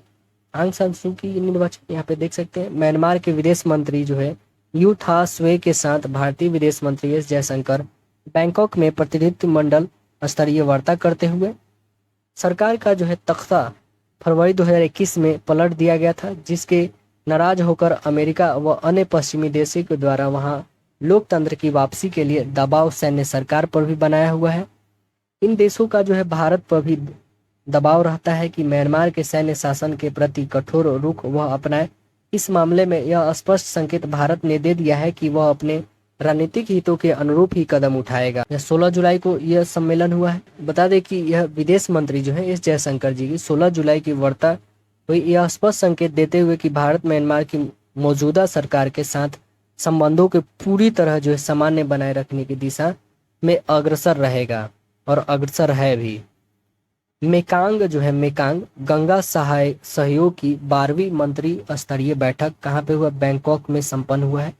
देखिए, मेकांग गंगा जो है कोऑपरेशन MGC है। क्या है? मेकांग गंगा सहयोग जो है 2 प्रमुख नदियां मेकांग व गंगा की घाटियों में रहने वाले लोगों को निकट संपर्कों को सुविधाजनक बनाने के लिए 2000 में शुरू की गई 6 देशों की एक पहल है। आसियान के 5 देश कौन कौन? म्यांमार, थाईलैंड, लाओस, कंबोडिया व वियतनाम के अतिरिक्त भारत इसमें शामिल है। पर्यटन, सांस्कृतिक, परिवहन एवं संचार तथा शिक्षा के क्षेत्रों में सहयोग संवर्धन इसके उद्देश्यों में शामिल है। गंगा जहां भारत की सबसे प्रमुख नदी है, वहीं मेकांग का वह प्रवाह जो है चीन, थाईलैंड, लाओस, म्यांमार, कंबोडिया व वियतनाम में है। मेकांग जो है गंगा सहयोग की 12वीं मंत्री स्तरीय बैठक भारतीय विदेश मंत्री एस जयशंकर के लाओस के उनके समक्ष की सह अध्यक्षता में जो जुलाई 2023 में हुई है। इसकी पिछली जो है 11वीं मंत्री स्तरीय बैठक कब की गई? 21 जुलाई 2021 को वीडियो कॉन्फ्रेंसिंग के माध्यम से हुआ। भारत म्यांमार थाईलैंड हाईवे को जो है विशेष प्राथमिकता देने पर बल भारतीय विदेश मंत्री ने बैठक में दिया। 1300 किलोमीटर लंबे इस राजमार्ग के लिए जो है कार्य प्रगति पर है तथा इससे पूरा होने में म्यांमार और थाईलैंड के साथ व्यापार संवर्धन के साथ साथ इस क्षेत्र में पर्यटन का भी विस्तार होगा। इस राजमार्ग का आगे कंबोडिया, लाओस व वियतनाम तक विस्तार का जो है भारत का प्रस्ताव है। विज्ञान व प्रौद्योगिकी, कृषि एवं जल संसाधन प्रबंधन आदि क्षेत्रों में सहयोग में वृद्धि के लिए जो है Mekong Ganga cooperation business council का गठन निर्णायक बैठक में लिया गया है। पारस्परिक सहयोग के जो है नए क्षेत्रों की तलाश पर भी चर्चा बैठक में की गई है। MCG की जो इस बैठक में सिलसिले में विदेश मंत्री एस जयशंकर 15 जुलाई को बैंकॉक पहुंचे गए थे। बैंकॉक जो है MCG बैठक के साथ साथ जो है 17 जुलाई को बिम्स्टेक विदेश मंत्रियों की बैठक में भाग लेने को भी भारतीय विदेश मंत्री का कार्यक्रम था। म्यांमार के विदेश मंत्री जो है के साथ भी उनका वार्ता अलग से हुई थी, जिनका ब्यौरा आगे अलग में दिया गया है। तो आगे में हम लोग देखेंगे, आर्थिक परिदृश्य को देखेंगे। ऐसे हम लोगों ने अंतर्राष्ट्रीय परिदृश्य को खत्म किया। आ चुके हम लोग आर्थिक वाणिज्यिक परिदृश्य पे, इसे भी हम लोग कवर करते हैं, देख रहे हैं। पहला जो टॉपिक आ रहा है इसमें कि 15 माह के अंतराल के बाद जो है देश के आरक्षित विदेशी मुद्रा कोष में जो है कितना 600 अरब डॉलर को पार कर लिया दोस्तों। तो इससे पहले दोस्तों 600 अरब से कम था, अब जो है 600 अरब की आंकड़ा पार कर लिया है भारत ने। तो देखिए इसका एक यहाँ पे ग्राफ भी जारी किया गया है, जिसमें देख रहे हैं यहाँ पे भारत का विदेशी मुद्रा भंडार कितना था। पहले देखिए 15 जुलाई को क्या था और यहाँ पे 14 जुलाई को, और यह 15 जुलाई जो बता दे आपको दोस्तों, यह 2022 का है, ठीक है, और यह जो है 2023 का है। तो 2022 में कितना था? 572 जो है बिलियन डॉलर था। अब जो है कितना हो गया? 609 बिलियन डॉलर हो गया। 600 का आंकड़ा पार कर लिया है। बीच में बहुत ही दुखद रहा, देख रहे हैं कितना ग्राफ गिरा हुआ है। यह 15 माह के अंतराल पे किया गया है। तो आइए इसके बारे में हम डिटेल्स थोड़ा देख लेते हैं। फिर नेक्स्ट टॉपिक क्या है कि मार्च 2023 के अंत में भारत पर विदेशी ऋण वो कौन जारी किया है? RBI रिपोर्ट जारी किया है, और 2023 से 24 में पहली तिमाही जारी किया गया है, जो अप्रैल जून 2023 में जो भारत के विदेशी व्यापार का अंतिम आंकड़ा दिया गया है। और विभिन्न देशों में जो है FDI के अंतर प्रवाह के बाह्य प्रवाह के संबंध में जो है अंकटाह का विश्व निवेश रिपोर्ट 2023 के लिए जारी किया गया है। यहाँ पे FDI प्राप्तियों में जो है अमेरिका का शीर्ष स्थान और भारत का स्थान कैसा रहा है? भारत का 8वां स्थान रहा है। कुआलालंपुर में जो है हिंदुस्तान एरोनॉटिक्स लिमिटेड का जो है क्षेत्रीय विपणन कार्यालय इसका खुला है। और 2023 से 24 में भारत में जो है आर्थिक वृद्धि कितना रहा है? 6.4% रहने का पूर्वानुमान एशियाई विकास बैंक यानी ADB ने इसमें जारी किया है, और इसमें कोई परिवर्तन नहीं किया है। गैर जो है बासमती सफेद चावल को निर्यात पर प्रतिबंध लगा दिया गया है। EPF जमाओं पर जो है 8.15% ब्याज को वित्त मंत्रालय की मंजूरी दी गई है। राज्यों की जो है निर्यात तैयारियों के संबंध में नीति आयोग के शीर्ष 2022 के निर्यात तैयारी सूचकांक बता दें आपको, तमिलनाडु शीर्ष स्थान पर रहा है। देश में बहुआयामी निर्धनता में भारी कमी आई है, नीति आयोग का रिपोर्ट जारी किया गया है। और भारत में जो है 2023 से 24 में आर्थिक वृद्धि कितना रहा है? 6.1% रहने का मुद्रा कोष का जुलाई 2023 का नया पूर्वानुमान जो है 0.2% बिंदु का सुधार हुआ है। भाई इसका डिटेल्स पूरे हम लोग कवर करते चलते हैं। ये देख रहे हैं कि 15 माह के अंतराल के बाद जो है देश के आरक्षित विदेशी मुद्रा जो है कोष 600 अरब डॉलर को पार कर लिया है। इससे पहले जो था यह जो है कितना देख रहे हैं, अब कितना हो गया? 609 अरब डॉलर हो चुका है। इससे पहले 2022 में कितना था? तो 500 कुछ अरब था। यहाँ ग्राफ आपको दिखा ही चुके हैं। यहाँ पे देख सकते हैं भारत के विदेशी मुद्रा कोष जो है यहाँ पे पूरा दिया हुआ कि विदेशी मुद्रा कोष परिसंपत्ति कितना है। इस नेक्स्ट आता है क्या, मार्च 2023 के अंत में भारत पर जो विदेशी ऋण आरबीआई का रिपोर्ट जारी किया गया। इसमें देखिए कि भारत पर विदेशी ऋण की स्थिति संबंध में रिजर्व बैंक ने अपनी ताज़ा रिपोर्ट जारी किया है, 30 जून 2023 को जारी किया। इस रिपोर्ट के अनुसार यहाँ पे इस रिपोर्ट के अनुसार मार्च 2023 के अंत में जो है भारत पर कुल विदेशी ऋण कितना है, 624.7 अरब डॉलर था, जो एक वर्ष पहले 2022 में कितना था, 619 डॉलर था। अब इस प्रकार जो है 5.6 अरब डॉलर यानी 0.9% का क्या हुआ, वृद्धि हो गया है 2022 से 23 के दौरान। बता दें रिजर्व बैंक ने ये वृद्धि के चलते कम हो रही डॉलर के मूल्य में यदि वृद्धि नहीं हुई होती तो 2022 से 23 के विदेशी ऋण में वृद्धि 5.6 अरब डॉलर के स्थान पे 26.2 अरब डॉलर की होती। मार्च 2023 के अंत में जो है भारत पर कुल विदेशी ऋण जीडीपी कितना रहा, 18.9% था, जो एक वर्ष पहले मार्च में कितना था, 20%। रिपोर्ट के अनुसार जो है भारत का ऋण सेवा अनुपात जो है डेबिट सर्विस रेशियो निर्यात प्राप्तियों के प्रतिशत के रूप में ऋण व ब्याज के जो है आदित्य मार्च 2022 के अंत में कितना था, 5.2% था, जो मामूली बढ़कर जो है मार्च 2023 में कितना हुआ, 5.3, मतलब 0.1% बढ़ा है। नेक्स्ट क्या आता है, नेक्स्ट आता है कि 2023 से 24 में पहली तिमाही जो है अप्रैल और जून 2023 में भारत के जो है विदेशी व्यापार का अंतिम आंकड़ा पेश किया गया है। यहाँ पे इस अंतिम आंकड़ा को देख बीते वित्तीय वर्ष 2022-23 में देश के वस्तुगत निर्यात को डॉलर मूल्य में लगभग 6% वृद्धि प्राप्त हुई थी, जिससे पूर्व वित्तीय वर्ष में जो है वस्तुगत निर्यात जो है 447 अरब डॉलर रहे थे, किंतु चालू वित्तीय वर्ष 2023 से 24 में निर्यात में जो है ऋणात्मक वृद्धि हुई है। तो यहाँ पे देख सकते हैं कि ऋणात्मक वृद्धि हुई है। भारत के विदेशी व्यापार के आंकड़े जो है एक दृष्टि में अप्रैल जून का दिया है। यहाँ पे अंतिम जो पहला देखिए इसमें क्या है, पहला जो है वस्तुगत व्यापार में इसमें क्या हुआ है दोस्तों, ऋणात्मक वृद्धि हुआ है परंतु ऋणात्मक में हुआ है। यहाँ पे देख सकते हैं दोनों का तुलना किया गया है 2023 से 24 और 2022 से 23 में। तो 2022 से 23 में कितना 62 हुआ था लेकिन माइनस में गया था, और 2023 से 24 में जो हुआ है वो 57 हुआ है, ये भी लेकिन ऋणात्मक में ही रहा है। और सेवाओं का जो व्यापार हुआ है, ट्रेड इन सर्विस में जो हुआ है इसमें वृद्धि हुआ है दोस्तों। तो ये जो सारे प्लस में है।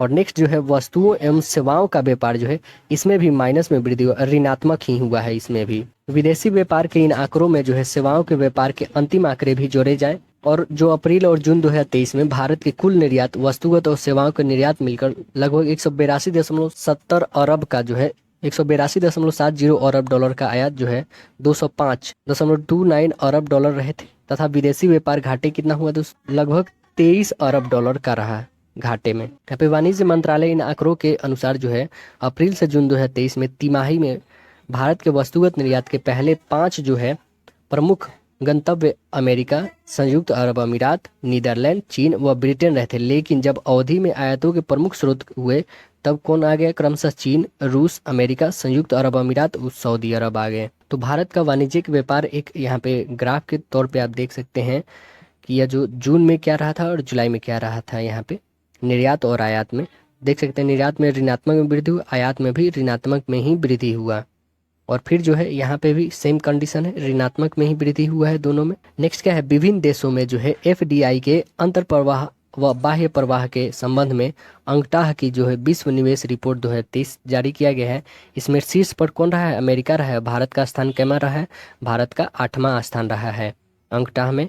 तो इसमें देखिए इसका जो लिस्ट जारी किया गया है ये बता दे विभिन्न देशों के जो है एफडीआई के अंतर्गत प्रवाह एवं बाह्य प्रवाह के आंकड़े जो है UNCTAD United Nation Conference to Trade and Development द्वारा प्रतिवर्ष जारी किया जाता है। वर्ष 2022 के दौरान प्रत्यक्ष निवेश जो है एफडीआई के अंत प्रवाह एवं बाह्य प्रवाह के संबंध में अंकटाह द्वारा यह रिपोर्ट 2023 के अपनी वार्षिक रिपोर्ट वर्ल्ड इन्वेस्टमेंट रिपोर्ट 2023 शीर्ष वाली 33वें सालाना रिपोर्ट में जारी किया गया है। और जुलाई 2023 में जारी इस रिपोर्ट में बताया गया है कि 2021 में विदेशी प्रत्यक्ष निवेश जो है एफडीआई जो है वैश्विक अंतर प्रवाह में 50% से अधिक की वृद्धि यहाँ दर्ज की गई है।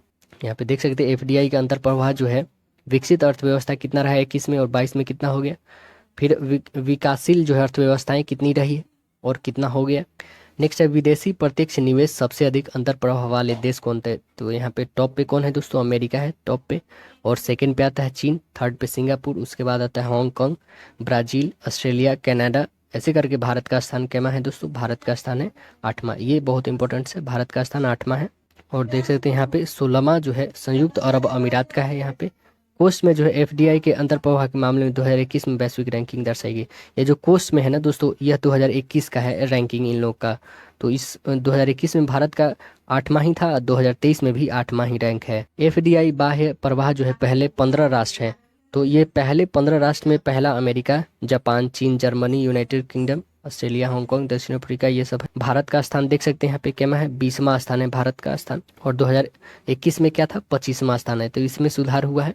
एफडीआई बाह्य प्रवाह में भारत को सुधार हुआ है पहले की स्थिति में। वर्ल्ड इन्वेस्टमेंट रिपोर्ट विभिन्न राष्ट्रों में जो है विदेशी निवेश के अंतर प्रवाह व बाह्य प्रवाह के संबंध में अंकटाह की वार्षिक रिपोर्ट है। अंकटाह जो है संयुक्त राष्ट्र संघ का व्यापार एवं निवेश से संबंधित एक निकाय है, जिसकी स्थापना जो है 1964 में हुई थी। इसका मुख्य उद्देश्य जो है विदेशी व्यापार एवं निवेश में वृद्धि करके विकासशील देशों के विकास में सहायता पहुंचाना है। इसके सदस्य जो है राष्ट्रों की संख्या 195 है तथा इसका मुख्यालय कहाँ है, जिनेवा है। इसका मुख्यालय कहाँ है दोस्तों, जिनेवा है। अंकटाह का सम्मेलन जो है प्रति 4 वर्ष के अंतराल पे होता है। ऐसे पिछले जो है 15वां सम्मेलन 3 से 8 अक्टूबर 2021 में कहाँ पे हुआ था, बारबाडोस की मेजबानी में वर्चुअल तरीके से हुआ था। कहाँ पे हुआ था, बारबाडोस में हुआ था, वर्चुअल तरीके से हुआ था। कुआलालंपुर में हिंदुस्तान जो है कुआलालंपुर में हिंदुस्तान एरोनॉटिक्स लिमिटेड का क्षेत्रीय विपणन कार्यालय खुला है। तो देश के रक्षा निर्यात के लिए बाजारों का विस्तार कर रहे ऐसे निर्यात को बढ़ावा देने के उद्देश्य से सार्वजनिक क्षेत्र के रक्षा उपक्रम जो है हिंदुस्तान एरोनॉटिक्स लिमिटेड हॉल का एक क्षेत्रीय कार्यालय जो है मलेशिया में कुआलालंपुर में जुलाई 2023 में स्थापित किया गया है। इसका उद्घाटन कौन किए, रक्षा मंत्री राजनाथ सिंह 11 जुलाई को किए हैं।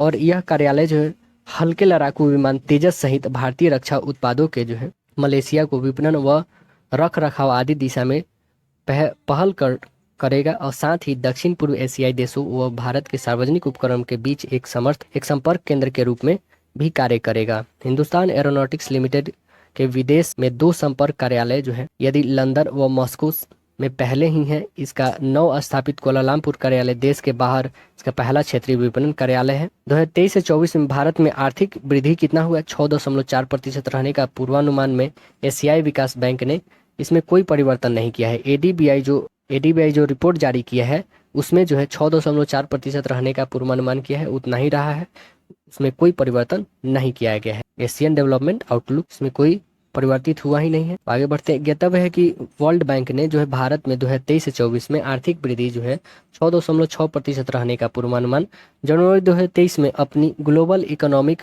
प्रोस्पेक्टस रिपोर्ट में जो है व्यक्त किया था, जिसे घटाकर बैंक ने 6.3% इसने जून 2023 में कर दिया था। गैर जो है बासमती सफेद चावल के निर्यात पर प्रतिबंध लगाया गया है। क्यों लगाया गया, देखिए इस बारे में पढ़ते हैं। देश में जो है चावल की कीमतों में हो रही वृद्धि पर अंकुश लगाने के लिए सरकार ने गैर बासमती सफेद चावल के निर्यात पर प्रतिबंध लगाने की घोषणा जुलाई 2023 में की है। कुछ एक शर्तों के तहत ऐसे निर्यात की अनुमति की बात इस संबंध में जारी सरकार नोटिफिकेशन में कही गई है कि खाद्य सुरक्षा के जरूरतों को देखते हुए जिन देशों के लिए चावल निर्यात की अनुमति सरकार ने दी हुई है उनके मामले में ताज़ा प्रतिबंध लागू नहीं होगा। सरकार के इस प्रतिबंध से घरेलू बाजार में जहां चावल की कीमतें में गिरावट संभावित है, वहीं अंतर्राष्ट्रीय बाजार में इसकी कीमतें में वृद्धि होगी, क्योंकि भारत अब विश्व में चावल का सबसे बड़ा निर्यातक देश बन गया है। देश में होने वाले चावल निर्यात से जो है गैर बासमती सफेद चावल का हिस्सेदारी लगभग कितना है, 25%। उल्लेखनीय है कि भारत से जो है गैर बासमती सफेद चावल का निर्यात मुख्यतः थाईलैंड, श्रीलंका, स्पेन, इटली व अमेरिका में किया जाता है। ईपीएफ जमाओं पर जो है 8.15% ब्याज की वित्तीय मंत्रालय की मंजूरी दी गई है। वित्त मंत्रालय कर्मचारी भविष्य निधि जो है ईपीएफ जमाओं पर जो है 2022 से 23 के लिए लगभग 8% ब्याज की संतुष्टि कर्मचारी भविष्य जो है निधि संगठन जो है ईपीएफओ के न्यासी तंत्र जो है बोर्ड ऑफ ट्रस्टी ने मार्च 2023 में की थी। ट्रस्ट की सिफारिश को वित्त मंत्रालय ने मंजूरी जुलाई 2023 में प्रदान कर दी है। हाल ही के वर्षों में जो है ईपीएफ जमाओं पर देय वर्ष देख सकते हैं यहाँ पे 2022 से 23 के लिए कितना हुआ है, 8.15 जो जुलाई में रिपोर्ट जारी किया गया है। और 2022 में क्या था, 8.1 था और 21 में 8.5 था। उल्लेखनीय है कि पिछले वर्ष 21 में 8.1 और ब्याज दर जो है 77 से 78 के बाद सबसे कम दर रही थी। 77 से 78 में यह दर 8% रही थी। राज्यों की निर्यात जो है तैयारियों के संबंध में नीति आयोग के वर्ष 2022 का निर्यात तैयारी सूचकांक तमिलनाडु शीर्ष स्थान पर रहा। यह सूचकांक जारी किया गया जिसमें तमिलनाडु शीर्ष स्थान पर देश के तीव्र आर्थिक विकास के साथ साथ आत्मनिर्भर भारत के लक्ष्य को प्राप्त करने के लिए देश के निर्यात को बढ़ावा देना आवश्यक है। इसके लिए केंद्र की जो है केंद्रीय प्रयासों के साथ साथ राज्यों की सक्रियता भी भारी महत्व है। राज्यों के जो है निर्यात तैयारी व तत्परता के मूल्यांकन हेतु सभी राज्यों के निर्यात तैयारी सूचकांक जो है EPF जो है एक्सपोर्ट प्रिपेरेंस इंडेक्स नीति आयोग के द्वारा जारी किया गया है। इसमें देखिए इसका जो नीति आयोग के द्वारा जारी किया गया है ये विभिन्न स्पष्ट है कि विभिन्न राज्यों और केंद्र शासित क्षेत्रों के लिए तैयार किए गए निर्यात तैयारी सूचकांक EPI 2022 का पहला स्थान तमिलनाडु को, जबकि दूसरा स्थान और तीसरा स्थान किसको, दूसरा महाराष्ट्र और तीसरा कर्नाटक। EPI 2022 के निर्यात तैयारी में पहले 10 स्थान में रहे राज्य 6 तटीय राज्य हैं। EPI 2021 आधार पर यह स्थिति थी। 2021 की तरह 2022 के लिए भी गैर तटीय राज्यों के शीर्ष स्थान हरियाणा का रहा है। इसके बाद तेलंगाना और उत्तर प्रदेश। हिमालयी राज्यों में पहला स्थान उत्तराखंड का, दूसरा स्थान व तीसरा जो है हिमाचल प्रदेश और मणिपुर का रहा है। और केंद्र शासित क्षेत्रों में देखा जाए तो जम्मू कश्मीर का पहला स्थान रहा, जबकि दूसरा दिल्ली और तीसरा अंडमान निकोबार का रहा है। यहाँ पे देख सकते हैं एक लिस्ट जो जारी किया गया, इसमें पहला राज्य तमिलनाडु का रहा है तटीय में, और सेकंड महाराष्ट्र, कर्नाटक, गुजरात, हरियाणा, तेलंगाना ऐसे अपने क्रम वाइज पे रहे हैं। और बिहार का स्थान कितना रहा है, 22वां रहा है दोस्तों, यह भी इंपॉर्टेंट है। केरल का स्थान कितना रहा है, 44वां रहा है। और गोवा के देखिए कितना रहा है दोस्तों, गोवा का 16वां रहा है। छत्तीसगढ़ का कितना रहा है, छत्तीसगढ़ का 25वां रहा है। और पुदुचेरी का कितना रहा है दोस्तों, पुदुचेरी का 31वां रहा है। सिक्किम का देखिए बहुत इंपॉर्टेंट, सिक्किम का 27वां रहा है। अरुणाचल प्रदेश का कितना रहा है, 33वां। और दादर नागर हवेली का 34वां रहा है। मिजोरम का 35। और सबसे लास्ट देखिए तो लक्षद्वीप का रहा है, ये बहुत इंपॉर्टेंट है, लक्षद्वीप 36 नंबर पे है। तो 2022 के निर्यात तैयारी सूचकांक जो है एक्सपोर्ट प्रेफरेंस इंडेक्स जो है EPF भी नीति आयोग के द्वारा प्रतिस्पर्धा जो है संस्था के साथ साझेदारी तैयार किया गया है। इस सूचकांक की संरचना 4 स्तंभ जो है कौन कौन है, तो नीति है, व्यवसाय है, परितंत्र और निर्यात परितंत्र व निर्यात निष्पादन पर तथा निर्यात संवर्धन नीति, business environment, infrastructure, transport, connectivity तथा एक्सपोर्ट डाई सर्टिफिकेशन जैसे 10 विभिन्न उपस्तंभ पर आधारित है। यह ताज़ा 2022 के रैंकिंग में तमिलनाडु ने बड़ी छलांग लगाई है। 2021 में चौथे स्थान पे था और इसने इस बार जो है पहला स्थान प्राप्त किया है। देश के जो बहुआयामी निर्धनता में बहुत भारी कमी आई है, नीति आयोग का रिपोर्ट जारी किया गया। देखिए नीति आयोग के ताज़ा अध्ययन के रिपोर्ट के अनुसार देश में बहुआयामी निर्धनता जो है भारी कमी हाल ही में वर्ष में आई है। 2019 से 21 के नेशनल फैमिली हेल्थ सर्वे पर आधारित आयोग ने national multi dimension poverty index progress review 2023 शीर्ष वाली यह रिपोर्ट आयोग के उपाध्यक्ष जो हैं, नीति आयोग के जो अभी वर्तमान में उपाध्यक्ष कौन है, श्री सुमन बेरी हैं, जो 17 जुलाई 2023 को यह रिपोर्ट बताए हैं। देखिए 15 से 16 में देश का बहुआयामी निर्धनता जो था वो जनसंख्या कुल जनसंख्या का कितना था, 24% थी। लेकिन 2019 से 21 में कितना हो गया है, अब घटकर लगभग 15% रह गया है। ये बहुआयामी निर्धनता संख्या में सबसे अधिक जो है दोस्तों बता दें कितना रहा है, 3.43 करोड़ की कमी किस राज्य में आया है, तो उत्तर प्रदेश में आया है सबसे कमी। और इस रिपोर्ट में बताया गया है कि केंद्र शासित क्षेत्रों में अतिरिक्त दिल्ली, केरल, गोवा, तमिलनाडु बहुआयामी निर्धनता की संख्या में बहुत ज़्यादा कमी आया है। राजस्थान में जो है महात्मा गांधी, यहाँ पे एक रिपोर्ट है कि राजस्थान में महात्मा गांधी न्यूनतम आय गारंटी योजना शुरू किया गया है। तो राजस्थान में महात्मा गांधी न्यूनतम आय गारंटी योजना शुरू किया गया है। राज्य में जो है निवासियों को न्यूनतम आय की गारंटी देने के लिए महात्मा गांधी न्यूनतम आय गारंटी योजना जुलाई 2023 में शुरू की गई है। इसके लिए विधेयक राजस्थान विधानसभा 21 जुलाई 2023 को पारित किया गया। और राजस्थान रोजगार गारंटी विधेयक के नाम से इस विधेयक में जो ग्रामीण शहरी दोनों क्षेत्रों को 25-25 दिन तक अतिरिक्त रोजगार गारंटी का प्रावधान किया गया है। साथ ही सामाजिक सुरक्षा योजना के तहत देय पेंशन की राशि प्रति वर्ष जो है गारंटी शुदा वृद्धि का प्रावधान किया गया है। ग्रामीण क्षेत्रों में जो मनरेगा के तहत तथा शहरी क्षेत्रों में इंदिरा गांधी शहरी रोजगार गारंटी योजना के तहत 100 दिन का रोजगार पूरा होने के बाद पात्र व्यक्ति के लिए 25-25 दिन का अतिरिक्त रोजगार गारंटी नए लाए गए हैं कानून के जरिए उपयुक्त योजना के तहत दी गई है। बुजुर्गों के लिए और विधवाओं और एकल महिलाओं को सामाजिक सुरक्षा योजना के तहत जो है देय पेंशन की न्यूनतम राशि बढ़ाकर कितना कर दिया गया है, 1,000 रुपया प्रति माह कर दिया गया है। और सामाजिक सुरक्षा पेंशन को प्रति वर्ष 15% वृद्धि का प्रावधान इस योजना के तहत किया गया है। पात्र जाने वाले कानून के जरिए न्यूनतम आय की गारंटी देने वाला राजस्थान राज्य देश का पहला राज्य बन गया है। मध्य प्रदेश में जो है मिलेट मिशन योजना शुरू किया गया है। मध्य प्रदेश में कौन सा योजना? मिलेट मिशन योजना। इसके तहत देखिए कि अंतर्राष्ट्रीय मिलेट जो है वर्ष 2023 में राज्य में मोटे अनाज के लिए यह जो है उत्पादन को बढ़ावा देने के लिए यह योजना मध्य प्रदेश में शुरू की गई है। मोटे अनाज के लिए 80% यहाँ पे बता दे, इसके लिए प्रमाणित बीज जो है 80% सब्सिडी पर सरकारी व सहकीय संस्थाओं से जो है उपलब्ध कराए जा रहे हैं इसमें। और राज्य में उपलब्ध जो 8 तरह के मोटे अनाज को योजना के तहत लाए गए हैं। कौन कौन? बाजरा, रागी, कुटकी, सांबा, ज्वार, कांगनी, चेना और कोदो इसमें शामिल है। फिर आते हैं हम लोग नेक्स्ट पेज जो है 41 पे। वृद्धि में कमी गिरावट के कारण जो है 2022 में इतना प्रतिशत रहा है।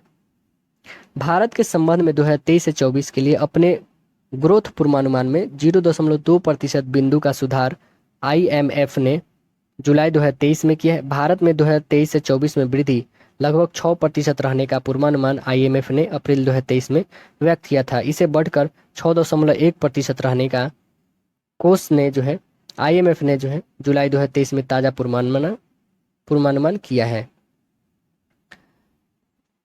24 से 25 के लिए जो है भारत के लिए अप्रैल 2023 में 6.3 के पूर्वानुमान में कोई परिवर्तन कोष जुलाई 2023 में वर्ल्ड इकोनॉमिक आउटलुक रिपोर्ट में नहीं किया गया है। चीन में 2023 में आर्थिक वृद्धि के अपने अप्रैल 2023 के पूर्वानुमान में कोई परिवर्तन IMF जुलाई 2023 में नहीं किया है तथा 2023 में जो है 5.2% रहने का अप्रैल 2023 का पूर्वानुमान जुलाई 2023 में बरकरार रखा गया है।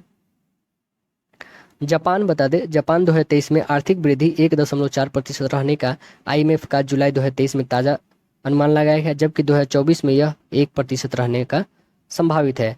अब जो नेक्स्ट है हम लोग के पास दोस्तों वो सामान्य न्यूनतम ज्ञान आता है, उसे भी हम लोग कवर करेंगे, जिसमें नियुक्तियाँ रहेगा, पुस्तकें रहेंगी, चर्चित व्यक्ति रहेगा, निधन रहेगा उससे संबंधित, तो उसे भी कवर किया जाए। आगे हैं देख रहे हैं यहाँ पे सामान्य ज्ञान। तो इसमें सबसे पहले आता है शब्द संक्षेप। ये बहुत ही इंपॉर्टेंट रहता है, हर मंथ में देता है।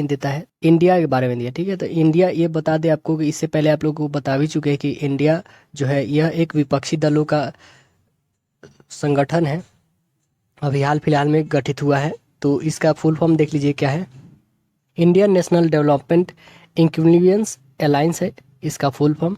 इसका व्याख्या सुन लीजिए एक बार। 2024 के लोकसभा चुनाव में जो भाजपा के नेतृत्व वाली NDA के विरुद्ध एकजुटता के लिए देश के अधिकांश विपक्षी दलों का गठबंधन किया गया है। यह 17 जुलाई 2023 को बेंगलुरु में संपन्न विपक्षी दलों की बैठक में गठबंधन को इंडिया नाम दिया गया है।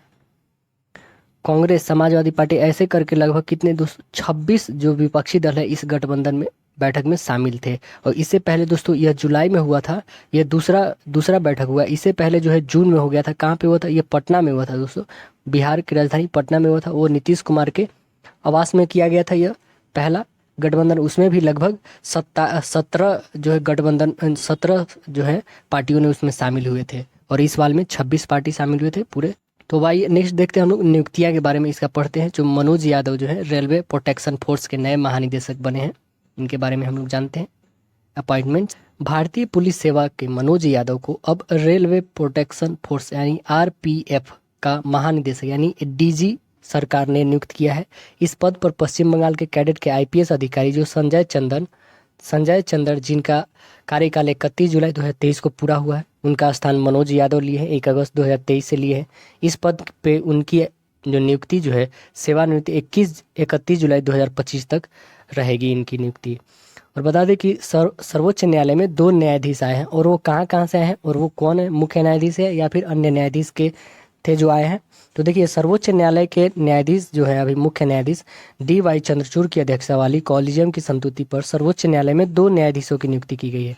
राष्ट्रपति द्रौपदी मुर्मू ने 12 जुलाई 2023 को की है। नवनियुक्ति न्यायाधीश जो है न्यायमूर्ति जो उज्ज्वल भुवैया और न्यायमूर्ति S वेंकटरमन भट्टी, ये 2 न्यायाधीश हैं जो नियुक्त हुए हैं। पूर्व न्यायमूर्ति जो है भुवैया तेलंगाना उच्च न्यायालय के, और न्यायमूर्ति भट्ट केरल जो है भट्टी केरल उच्च न्यायालय के मुख्य न्यायाधीश रहे ये दोनों। और अब जो है ये दोनों जो है सर्वोच्च न्यायालय के न्यायाधीश बन गए हैं। दोनों नवनियुक्त न्यायाधीशों की 13 जुलाई को उनके इन पदों की शपथ दिलाई गई। इन नियुक्ति से जो है सर्वोच्च न्यायालय में न्यायाधीशों की कुल संख्या मुख्य न्यायाधीशों सहित कितना हो गया है? 32 हो गई है। सर्वोच्च न्यायालय में न्यायाधीशों की कुल संख्या जो है 34 हो सकती है मुख्य न्यायाधीश सहित, अभी 32 हो चुका है। 4 उच्च न्यायालयों में नए न्यायाधीश आए हैं। 4 उच्च न्यायालयों में नए न्यायाधीश, तो देखिए मुख्य न्यायाधीश जो है DY चंद्रचूड़ की अध्यक्षता वाली कॉलेजियम के 4 उच्च न्यायालयों में नए न्यायाधीशों की नियुक्ति राष्ट्रपति द्रौपदी मुर्मू ने जुलाई में की है। इसके तहत जो है कर्नाटक उच्च न्यायालय के न्यायाधीश न्यायमूर्ति आलोक आराधे को अब तेलंगाना उच्च न्यायालय के मुख्य न्यायाधीश बना दिया गया। ओडिशा उच्च न्यायालय के वरिष्ठ न्यायाधीश जो है सुभाषिस तलपत्रा को जो है पन्नता कर अब इस उच्च न्यायालय को मुख्य न्यायाधीश बनाया गया। इलाहाबाद उच्च न्यायालय के वरिष्ठ न्यायाधीश न्यायमूर्ति सुनील अग्रवाल को प्रोन्नत कर गुजरात उच्च न्यायालय का न्यायाधीश बना दिया गया है। और गुजरात उच्च न्यायालय के वरिष्ठ न्यायाधीश जो हैं न्यायमूर्ति आशीष जे देसाई का प्रोन्नयन कर केरल उच्च न्यायालय का मुख्य न्यायाधीश बनाया गया है। नेक्स्ट आता है कि सॉलिसिटर जनरल जो है तुषार मेहता इस पद पर पुनः नियुक्त हुए हैं। इससे पहले भी यही थे सॉलिसिटर जनरल तुषार मेहता, इस बार भी फिर वही रहे हैं। तो देखिए भारत सॉलिसिटर जनरल तुषार मेहता 3 वर्ष के एक और कार्यकाल के लिए नियुक्त किए गए हैं। 1 जुलाई 2023 को जून 2014 से ये एडिशनल जो है सॉलिसिटर जनरल के रूप में कार्यरत तुषार मेहता को देश का सॉलिसिटर जनरल अक्टूबर 2018 में नियुक्त किया गया। सॉलिसिटर जनरल के रूप में तुषार मेहता का कार्यकाल पुनः 2020 तक रहा था, और फिर जो है इनका 3 वर्षों का कार्यकाल 1 जुलाई 2023 तक था, फिर इनको बढ़ाकर 2026 तक कर दिया गया, जून 2026 तक। और ज्ञात है कि अटॉर्नी जनरल के बाद जो है सॉलिसिटर जनरल ही देश का दूसरा वरिष्ठ विधि अधिकारी होता है। न्यायमूर्ति SK सिंह जो है राष्ट्रीय हरित न्यायाधिकरण का कार्यवाहक अध्यक्ष बने हैं। देखिए राष्ट्रीय हरित न्यायाधिकरण NGT के न्यायिक सदस्य न्यायमूर्ति SK सिंह को न्यायाधिकरण का कार्यवाहक अध्यक्ष सरकार ने जुलाई 2023 में नियुक्त किया है। इस पद पर न्यायमूर्ति AK गोयल 6 जुलाई 2018 से कार्यरत थे और 6 जुलाई को इनकी सेवानिवृत्त हो गई है। अब कौन आ गए हैं? AK सिंह। प्रभात कुमार दक्षिण अफ्रीका में भारत के नए उच्चायुक्त बने हैं। तो भारतीय विदेश सेवा के 1991 बैच के अधिकारी प्रभात कुमार दक्षिण अफ्रीका में भारत के नए उच्चायुक्त होंगे। यह कार्यभार ग्रहण करने वाले पूर्व वह विदेशी मंत्रालय में विदेश सचिव के रूप में कार्यरत थे। इससे पहले संदीप चक्रवर्ती इंडोनेशिया में भारत के नए राजदूत बने हैं। संदीप चक्रवर्ती जो हैं इंडोनेशिया में भारत के नए राजदूत बने। विदेश मंत्रालय ने संयुक्त सचिव के रूप में कार्यरत संदीप चक्रवर्ती को इंडोनेशिया में भारतीय राजदूत के रूप में नियुक्ति जुलाई 2023 में प्रदान की है। इस नियुक्ति से पहले वह बांग्लादेश में उप उच्चायुक्त रहने का अतिरिक्त स्पेन, कोलंबिया, पेरू, अमेरिका आदि विदेश मंत्रालय के विभिन्न दायित्व निभा चुके हैं। नेक्स्ट है TV नागेंद्रन टाटा जो है स्टील के प्रबंधक और MD सह CEO पुनर्नियुक्त किए गए हैं। तो निजी क्षेत्र के कंपनी टाटा स्टील में प्रबंधक MD और सह CEO के रूप में कार्यरत TV नागेंद्रन को अब 5 वर्ष के एक और कार्यकाल हेतु कंपनी के इसी पद पर MD और CEO नियुक्त कर दिया गया है। जुलाई 2023 में पुनर्नियुक्त किया गया है। इस पद पे उनकी नियुक्ति कब होती है? तो सितंबर 2023 से प्रभावी होगी। वह सितंबर 2028 तक इस पद पे रह सकेंगे। PM प्रसाद जो है PM प्रसाद कोल इंडिया के नए चेयरमैन बने हैं। सार्वजनिक क्षेत्र के central coal fields limited CCL में चेयरमैन सह प्रबंधन निदेशक CMD के रूप में कार्यरत रहे PM प्रसाद को अब कोयला क्षेत्र के ही कोयल इंडिया लिमिटेड का चेयरमैन सह प्रबंधक निदेशक CMD 1 जुलाई 2023 को बनाया गया है। और 30 जून 2023 को इनका जो है कार्यकाल पूरा होगा। इनका स्थान कौन लेंगे? श्री प्रसाद जी लेंगे, प्रमोद जी का। प्रमोद जी इससे पहले इस पद पे थे, अब जो है कौन आएंगे? श्री प्रसाद आएंगे, PM प्रसाद। नेक्स्ट है क्या? राकेश पाल तटरक्षक बल के महानिदेशक बने हैं। राकेश पाल जो है तटरक्षक ICG के इंडियन कोस्ट गार्ड के नए क्या बने हैं? तटरक्षक बल के महानिदेशक बने हैं। अतिरिक्त प्रभार के रूप में महानिदेशक का कार्यभार जो है अतिरिक्त प्रभार के रूप में संभाले हुए राकेश पाल इस पद पर नियमित नियुक्त जुलाई 2023 में की गई है। इस पद पर नियुक्ति से पहले तटरक्षक बल में जो है अनेक महत्वपूर्ण दायित्व वह निभा चुके हैं। वह भारतीय तटरक्षक बल के 25वें महानिदेशक हैं। कैमे क्रम के हैं? 25वें क्रम के महानिदेशक बने हैं राकेश पाल। नेक्स्ट आता है पुरस्कार एवं सम्मान के बारे में देखते हैं। Awards and honours. वर्ष के सर्वश्रेष्ठ भारतीय footballer all India football federation का पुरस्कार 2022 से 23 का दिया है। देखिए इसमें अखिल भारतीय फुटबॉल महासंघ all India football federation if ने वर्ष 2022 के सर्वश्रेष्ठ फुटबॉलरों के लिए अपने वार्षिक पुरस्कारों की घोषणा जुलाई 2023 में मिजोरम के लिलियान जुआला छांगटे को वर्ष का सर्वश्रेष्ठ फुटबॉलर इन पुरस्कार के तहत घोषित किया। देखिए तो वर्ष का जो है सर्वश्रेष्ठ फुटबॉलर कौन बने हैं? यह कहाँ के दोस्तों? यह मिजोरम के हैं। यहाँ पे देख सकते हैं इनका नाम है लिलियान जुआना छांगटे नाम है। और महिला में कौन बनी है? मनीषा कल्याण, जो कहाँ की है? पंजाब की है। वर्ष के सर्वश्रेष्ठ उदयमीन खिलाड़ी पुरस्कार पुरुष में कौन बने हैं? तो आकाश मिश्रा बने हैं। और महिला में सिलजी साजी बनी है। और वर्ष के सर्वश्रेष्ठ कोच पुरुष के लिए कौन बने हैं? तो कौन बने? क्लिफोर्ड मरांडा बने हैं। और महिला में प्रिया पराथी वाला पील बनी है। आईआईटी मद्रास जो है, आईआईटी मद्रास के प्रोफेसर प्रदीप को ऊर्जा एवं पर्यावरण शोध के क्षेत्र का प्रतिष्ठित एनी पुरस्कार दिया गया है। आईआईटी मद्रास के जो रसायन विज्ञान विभाग के प्रोफेसर थल्लापल्ली प्रदीप को शुद्ध जल की दिशा में उनके महत्वपूर्ण शोध के लिए ऊर्जा एवं पर्यावरण क्षेत्र का इटली का प्रतिष्ठित एनी पुरस्कार हेतु चुना गया है। इस पुरस्कार के तहत स्वर्ण पदक व प्रस्तावित पत्र के साथ नगद राशि इटली के सम्राट के हाथों प्रदान की जाएगी। भारत रत्न से सम्मानित, इसमें नेक्स्ट है कि भारत रत्न से सम्मानित भारतीय वैज्ञानिक प्रोफेसर CNR राव सहित अनेक नोबेल पुरस्कार प्राप्तकर्ता इस पुरस्कार के विजेता में शामिल हैं। तो पहले देख लीजिए विजेताओं की सूची एक बार। गांधी शांति पुरस्कार अब तक के सभी विजेताओं की सूची है। एक दृष्टि में देखिए गांधी शांति पुरस्कार अब तक के सभी विजेताओं की सूची यहाँ पे। तो 1995 में कौन जीते थे गांधी शांति पुरस्कार? जूलियस नेयरे, जो तंजानिया के प्रथम राष्ट्रपति थे। 1996 में श्रीलंका के जो है सर्वोदय श्रम आंदोलन के संस्थापक कौन थे? A.T. अरियानते थे। भारतीय विद्या भवन भी 2002 में मिला है उनको। और 2014 में इसरो को मिला हुआ है। 2015 में विवेकानंद कन्याकुमारी को मिला हुआ है। विवेकानंद केंद्र को मिला हुआ है। फिर 2017 में एकल अभियान ट्रस्ट को मिला है। 2018 में जापान के योही ससाकवा को मिला हुआ है। और 2021 में दोस्तों किसे मिला है अभी वर्तमान में? तो ये इंपॉर्टेंट है, ये मिला है गीता प्रेस को, जो गोरखपुर का है, उत्तर प्रदेश का।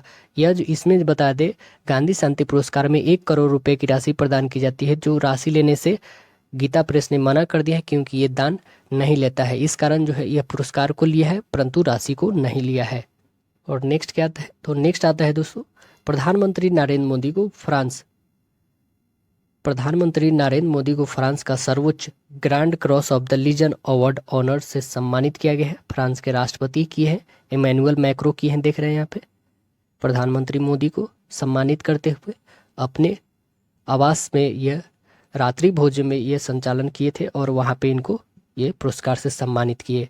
कब किए? तो ये 13 से 14 जुलाई 2 देशों के लिए गए थे। कहाँ कहाँ गए थे? फ्रांस और UAE के लिए गए थे। उसमें इन्होंने फ्रांस के राष्ट्रपति इमैनुअल मैक्रो ने इनको सम्मानित किया। और ये प्राप्त करने वाले इस ऑनर को grand cross of the legion of honour प्राप्त करने वाले भारत के प्रथम प्रधानमंत्री बन गए हैं। प्रधानमंत्री नरेंद्र मोदी को विभिन्न देशों से मिले राजकीय सम्मान, बहुत सारे देशों से इनको मिला हुआ है राजकीय सम्मान। तो एक बार हम लोग इसको देखते हैं कि grand cross of the legion of honour यह तो कहाँ से मिला हुआ? फ्रांस से मिला हुआ दोस्तों। और ऑर्डर ऑफ नील यह कहाँ से मिला हुआ? मिस्र से मिला हुआ है। Companion of the order of लगेहू कहाँ से मिला हुआ? पापुआ न्यू गिनी से मिला हुआ है। Companion of the order of Fiji यह कहाँ से मिला हुआ? फिजी से मिला हुआ है। और रिपब्लिकन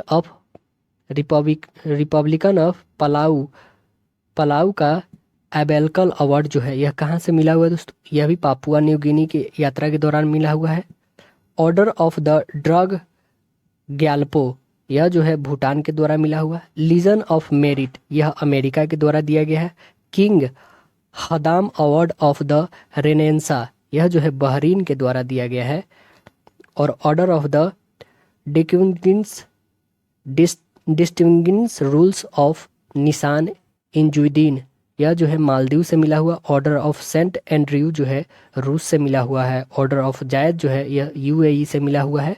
और grand collar of the state of फिलिस्तीन, यह फिलिस्तीन से मिला हुआ है। और स्टेट अवार्ड ऑफ गाजी अमीर अमानुल्लाह खान जो है यह कहाँ से मिला हुआ? अफगानिस्तान से। Order of the king Abdul Azim Al Saud जो है यह कहाँ से मिला है? सऊदी अरब से मिला हुआ है।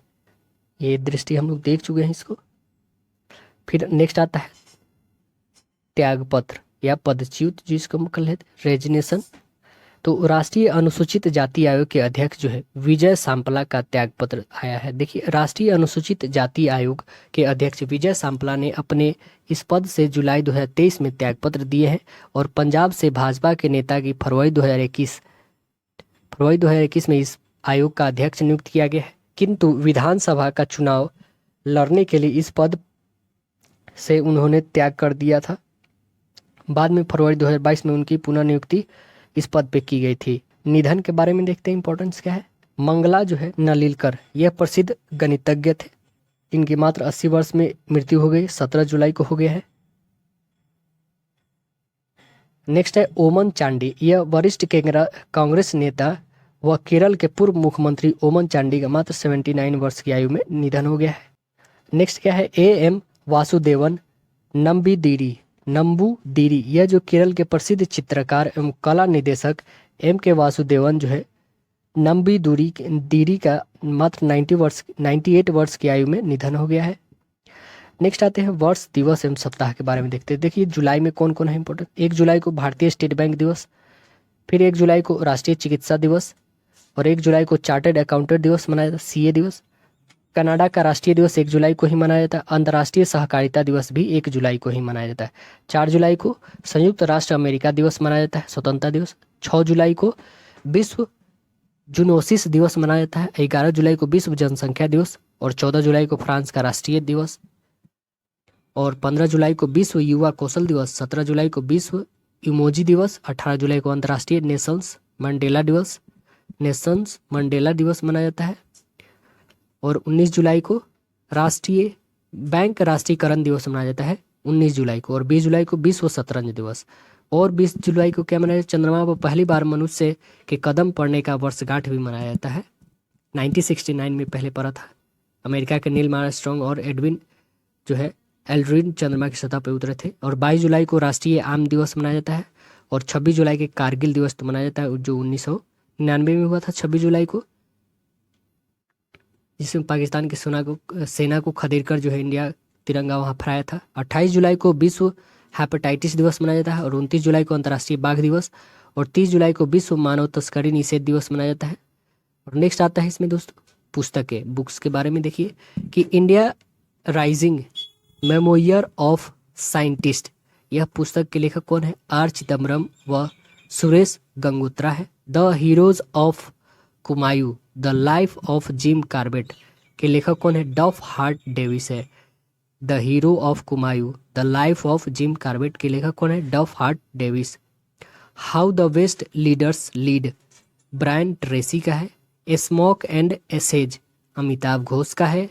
The golden years, the many joys of living and good long life, यह पुस्तक किसका है? रॉस्किन बॉन्ड का है। नेक्स्ट आता है विविध मिसलेनियस। वर्ष 2023 के विश्व सुंदरी प्रतियोगिता का आयोजन दिसंबर 2023 में भारत में ही होगा। यह 2023 में 71वीं इसका ये होगा। वर्ष 2023 में 71वीं विश्व सुंदरी यानी मिस वर्ल्ड प्रतियोगिता का आयोजन भारत में किया जाएगा। यह घोषणा जो है प्रतियोगिता के आयोजक संस्था मिस वर्ल्ड ऑर्गेनाइजेशन के अध्यक्ष एवं मुख्य कार्यकारी अध्यक्ष जो है जूलिया मोरले ने प्रतियोगिता का फाइनल दौर 6 दिसंबर 2023 को होने की संभावना है। 27 वर्ष के अंतराल के बाद मिस वर्ल्ड प्रतियोगिता का आयोजन भारत में होगा। इससे पहले 1996 में आयोजन भारत में किया गया था।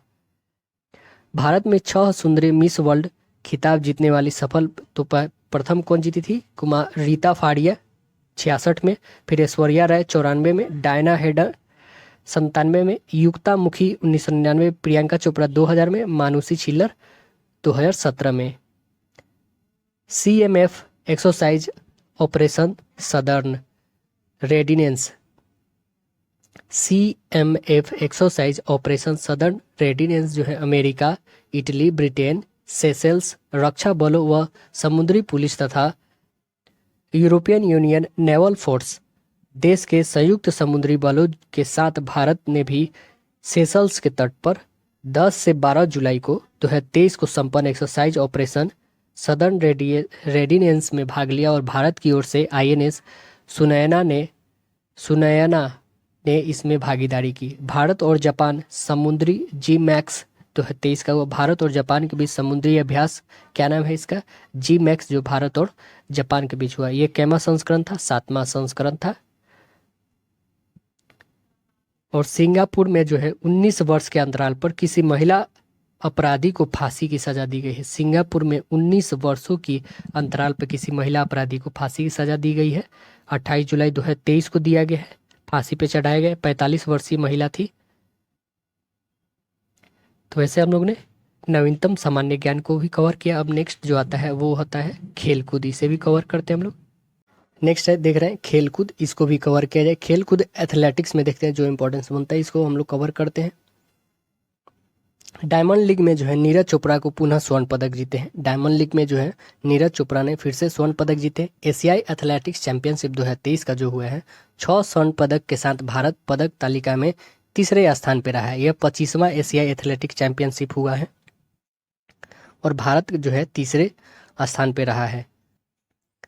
यहाँ पे देख सकते हैं पदक तालिका जो है दिया हुआ है। पहले 10 राष्ट्र कौन से? पहले पे आता है जापान, जो टोटल 37 पदक जीता है, 16 स्वर्ण पदक जीतकर।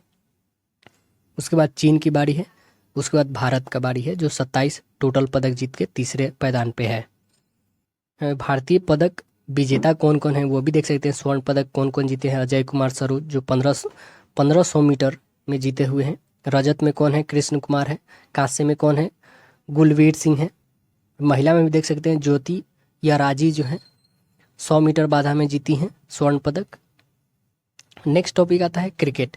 इस क्रिकेट से संबंधित देखते हैं कि भारत बांग्लादेश महिला क्रिकेट हुआ है, जिसमें भारत जो है बांग्लादेश के दौर पर भारत की महिला क्रिकेट टीम गई है और 3 T20 और 3 गो ODI मैच का श्रृंखला जुलाई 2023 में खेली गई है। इसमें बता दें कि जो पहले खेली गई T20 श्रृंखला में भारत ने 2-1 से जीत लिया है, जबकि बाद में खेली गई ODI श्रृंखला में 1-1 से बराबर रहा है।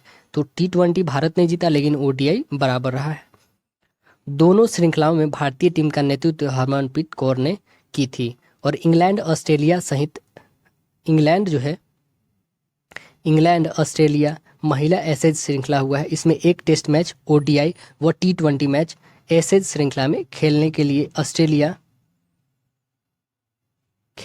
ऑस्ट्रेलिया की महिला क्रिकेट टीम ने इंग्लैंड के दौरे जून और जुलाई 2023 में की। इस श्रृंखला में खेला गया एकमात्र टेस्ट मैच में ऑस्ट्रेलिया ने 89 रन से जीत लिया और 3 गो T20 मैच का पहला मैच ऑस्ट्रेलिया ने जीता, किंतु 2 जो है मैच इंग्लैंड ने जीतकर अपने नाम कर लिया। ODI 3 ODI मैच खेले गए, जिसमें दूसरा मैच ऑस्ट्रेलिया ने जीता और पहला व तीसरा मैच जो है इंग्लैंड ने जीतकर श्रृंखला अपने नाम किया। अजीत अगरकर जो है भारतीय क्रिकेट टीम के नए चयन समिति के प्रमुख बने हैं। अजीत अगरकर बने हैं। ये भारत के जो है पूर्व तेज गेंदबाज रह चुके हैं। ये 1998 से 2007 के दौरान में खेले हुए। लगभग इन्होंने 26 टेस्ट और 191 वनडे मैच खेले हुए और 4 गो T20 मैच खेले हुए। दक्षिणी क्षेत्र जो है 14वीं बार दुलीप ट्रॉफी का विजेता बना है। दक्षिणी क्षेत्र जो है 14वीं बार दिलीप ट्रॉफी का विजेता बना है। ये दिलीप ट्रॉफी जो है क्रिकेट से संबंधित है। यहाँ पे देख सकते हैं ट्रॉफी के साथ दक्षिणी क्षेत्र टीम। नेक्स्ट क्या है? क्रिकेट विश्व कप 2023 का कार्यक्रम दोस्तों, यह जो है 5 अक्टूबर से होने वाला है। कब तक चलेगा? 19 नवंबर तक चलने वाला है विश्व कप। और ये कहाँ कहाँ पे होगा भारत में? देखिए, पहले तो 4 मैच कहाँ पे होगी? पाकिस्तान में होगी। उसके बाद जो है दोस्तों श्रीलंका में होगी। फिर उसके बाद जो है भारत में होगी। तो कहाँ कहाँ? धर्मशाला, दिल्ली, लखनऊ, कोलकाता, अहमदाबाद, मुंबई, पुणे, हैदराबाद, बेंगलुरु और चेन्नई में होगी। ये सारे स्टेडियम में मैच खेली जाएंगी। और देख सकते हैं 5 अक्टूबर को जो है इंग्लैंड बनाम न्यूजीलैंड खेला जाएगा। अहमदाबाद स्टेडियम गुजरात में खेला जाएगा पहला। और भारत और पाकिस्तान के बीच दोस्तों यह कब खेला जाएगा? तो भारत और पाकिस्तान के बीच देख सकते हैं यहाँ पे 15 अक्टूबर को खेला जाएगा। कब खेला जाएगा? 15 अक्टूबर को खेला जाएगा। यह अहमदाबाद स्टेडियम में खेला जाएगा, गुजरात में खेला जाएगा। सबसे हाईलाइटेड मैच रहेगा ये, और विश्व का सबसे बड़ा स्टेडियम में खेला जा रहा है। और फाइनल कब होगा? 19 नवंबर को फाइनल होगा। यह भी कहाँ पे होगा? नरेंद्र मोदी स्टेडियम में ही खेला जाएगा। और बता दें आपको कि दक्षिणी क्षेत्र ने जो है 14वीं बार प्रथम श्रेणी क्रिकेट की यह ट्रॉफी अपने नाम किया है। पिछले वर्ष फाइनल में पश्चिमी क्षेत्र से ही हारकर यह टीम उपविजेता रही थी। नेक्स्ट क्या है? ऑस्ट्रेलिया इंग्लैंड टेस्ट श्रृंखला एसेज जो हुआ है, ये ड्रॉ होने के बावजूद भी एसेज पर श्रीलंका का कब्जा बरकरार रहा। भारत वेस्ट इंडीज श्रृंखला जो हुआ है, इसमें देख सकते हैं कि वेस्ट इंडीज के दौर पर रोहित शर्मा के नेतृत्व वाली भारतीय क्रिकेट टीम 2 टेस्ट मैच के श्रृंखला मेजबानी के विरुद्ध जुलाई 2023 में खेली है, जिसमें 2 टेस्ट मैचों की श्रृंखला में भारत ने 1-0 से जीत लिया है। और टेस्ट श्रृंखला के बाद जो है 3 वनडे मैच व 5 T20 मैच मेजबानी टीम के विरुद्ध जो है भारतीय टीम में खेलनी है। ओडीआई श्रृंखला के रोहित शर्मा तथा T20 के लिए हार्दिक पांड्या भारतीय टीम के कप्तान बने हैं। अब नेक्स्ट आता है फुटबॉल। इसमें जो है भारतीय 9वीं बार सैफ कप फुटबॉल का विजेता बना है। भारतीय जो है 9वीं बार सैफ कप का फुटबॉल विजेता बना है। दक्षिण एशिया फुटबॉल फेडरेशन सैफ, यह 14वां द्विवार्षिक सैफ फुटबॉल चैंपियनशिप 2023 का जो है मैच बेंगलुरु में खेला गया। भारतीय टीम के कप्तान कौन थे? सुनील छेत्री को टूर्नामेंट का सबसे अधिक 5 गोल दागने के लिए गोल्डन बूट पुरस्कार दिया गया। तो यहाँ पे एक देख सकते हैं दृश्य, सैफ कप विजेता भारतीय टीम ने जीता है बेंगलुरु में जो हुआ मैच। यहाँ पे देख सकते हैं सैफ कप के फुटबॉल के जो है आयोजित स्थल व विजेता कौन कौन है। तो देखिए 1993 में पाकिस्तान मेजबान किया था, उसमें विजेता भारत बना था, उप विजेता श्रीलंका। और जब फिर 1995 में श्रीलंका ने मेजबान किया था, उसमें श्रीलंका ही खुद जीता था। फिर 1997 में नेपाल में आयोजित हुआ था, लेकिन जीता भारत था। फिर वैसे 1999 में भारत मेजबान किया था, भारत फिर से जीता था। फिर 2005 में मेजबान पाकिस्तान किया था और जीता भारत था। फिर 2009 में मेजबान बांग्लादेश किया और 9 में भारत फिर जीता। फिर भारत ने 2011 में किया, भारत फिर जीता। फिर भारत में आयोजित 15 से 16 में किया, फिर भारत ने जीता। यानी लगभग भारत कितने बार जीता है? 1 2 3 4 5 6 7 8 और 9 बार, यह 9वीं बार जीता है भारत ने। ठीक है, 2023 में भी जीता है, 2021 में भी मालदीव मेजबान किया था, उसमें भी भारत जीता था। और जो 2018 में हुआ था, इसमें मालदीव ने भारत को हरा दिया था। नेक्स्ट है शतरंज को देखते हैं। आदित्य एस सामंत जो है, आदित्य एस सामंत भारत के 83वें ग्रैंड मास्टर बने। दोस्तों बहुत इंपॉर्टेंट है, आदित्य एस सामंत जो है भारत के 83वें ग्रैंड मास्टर बने हैं, ये बहुत इंपॉर्टेंट है। नेक्स्ट आते हैं बैडमिंटन। भारत के लक्ष्य सेन जो है कनाडा ओपन बैडमिंटन में एकल खिताब के विजेता बने हैं। भारत के जो है लक्ष्य सेन कनाडा ओपन बैडमिंटन एकल खिताब के विजेता बने हैं। 21 वर्षीय लक्ष्य सेन का यह दूसरा BWF खिताब है। इससे पहले जनवरी 2022 में इंडिया ओपन खिताब उन्होंने जीता था। नेक्स्ट क्या है? Korea open badminton 2023। भारत के सात्विक साईराज रेंकी रेड्डी व चिराग शेट्टी की जोड़ी ने युगल खिताब अपने नाम किया है। कोरिया ओपन बैडमिंटन 2023 में भारत के सात्विक साईराज रेंकी रेड्डी व चिराग शेट्टी की जोड़ी के युगल खिताब अपने नाम किया है। यहाँ पे देख सकते हैं सात्विक साईराज जो है और चिराग शेट्टी की जोड़ी 1 वर्ष का यह चौथा खिताब है। नेक्स्ट आता है तैराकी। सीनियर राष्ट्रीय जलीय खेल चैंपियनशिप 2023 हुआ है, जिसमें हैदराबाद में खेला गया है। यह यहाँ पे देख सकते हैं कौन जीता है? राष्ट्रीय जलीय चैंपियनशिप कर्नाटक ओवरऑल चैंपियन बना। कौन बना है? कर्नाटक बना है। नेक्स्ट आता है टेनिस। यूकी भांबरी का जो है ATP टूर में पहला खिताब हुआ है।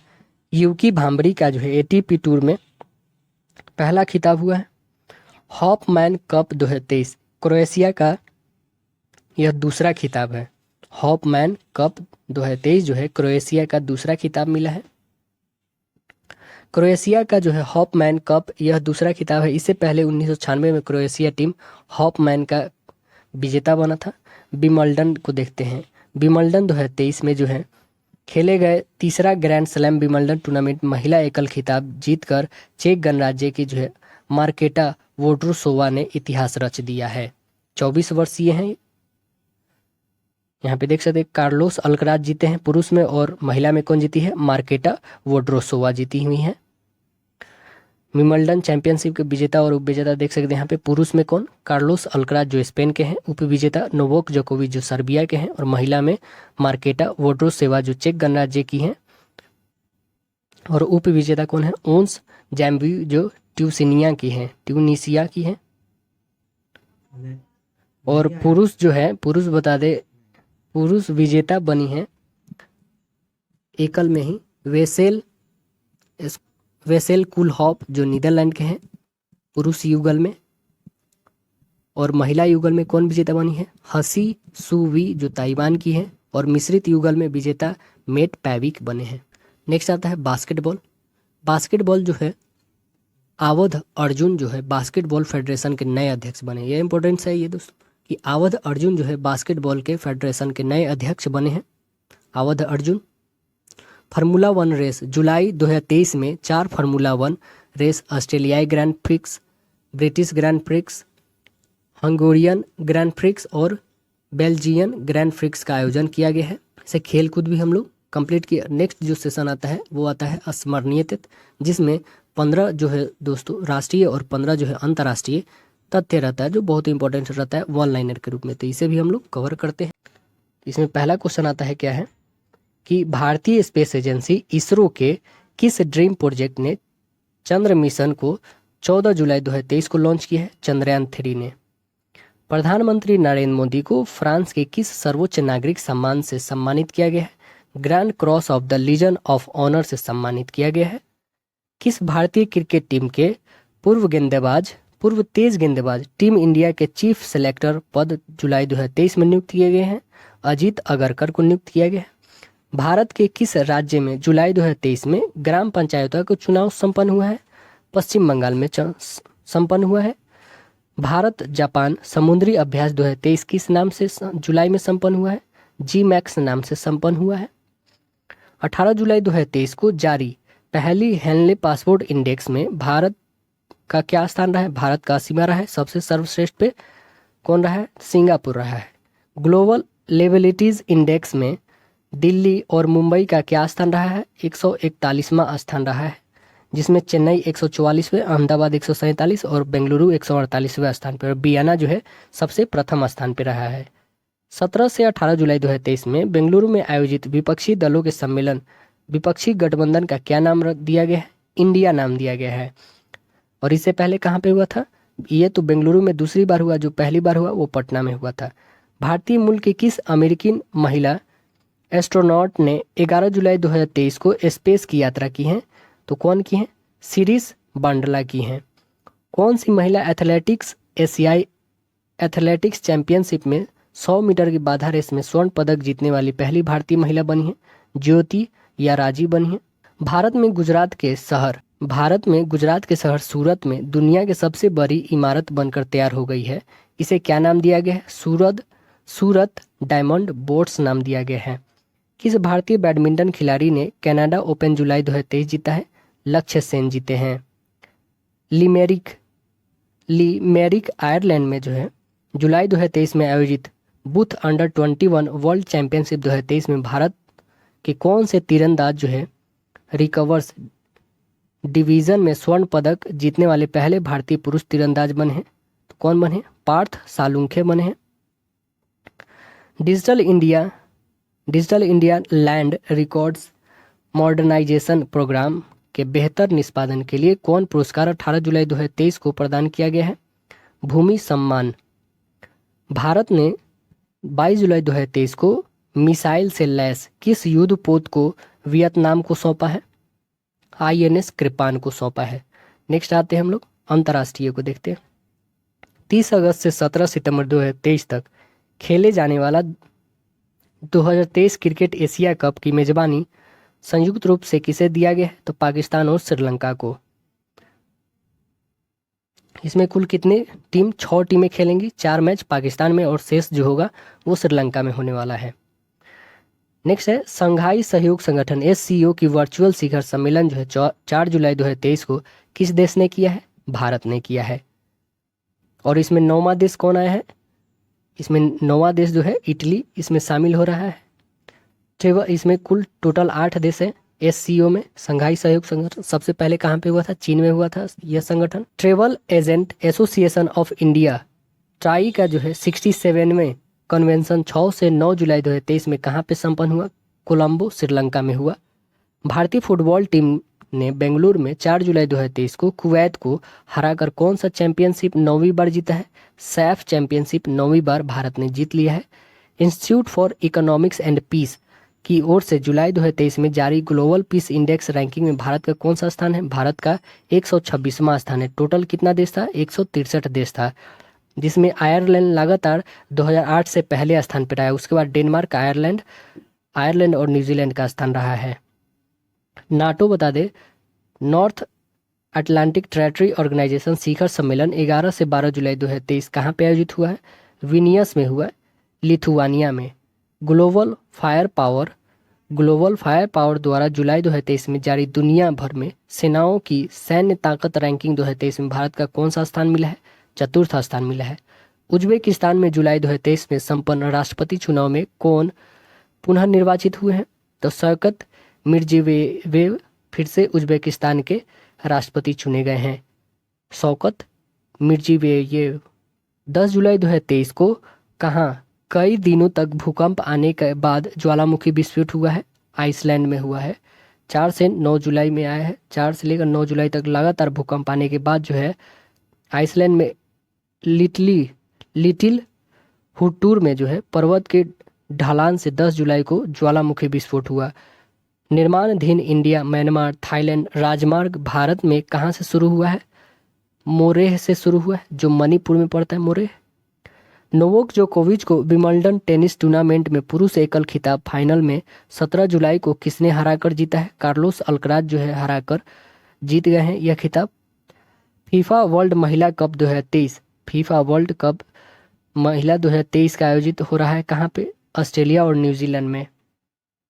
किस देश के विक्टोरिया राज्य ने राष्ट्रमंडल खेलों को 2026 में आयोजित करने के लिए जुलाई 2023 में मना कर दिया है? ऑस्ट्रेलिया ने मना कर दिया है। 15वां ब्रिक्स सम्मेलन अगस्त 2023 में कहाँ आयोजित किया जा रहा है? जोहान्सबर्ग दक्षिण अफ्रीका में किया जा रहा है। ICC पुरुष क्रिकेट वर्ल्ड कप 2023 कहाँ पे आयोजित हो रहा है? भारत में आयोजित हो रहा है। भारत और मंगोलिया के सैन्य ने जुलाई 2023 में किस नाम से द्विपक्षीय सैन्य अभ्यास शामिल किए हैं?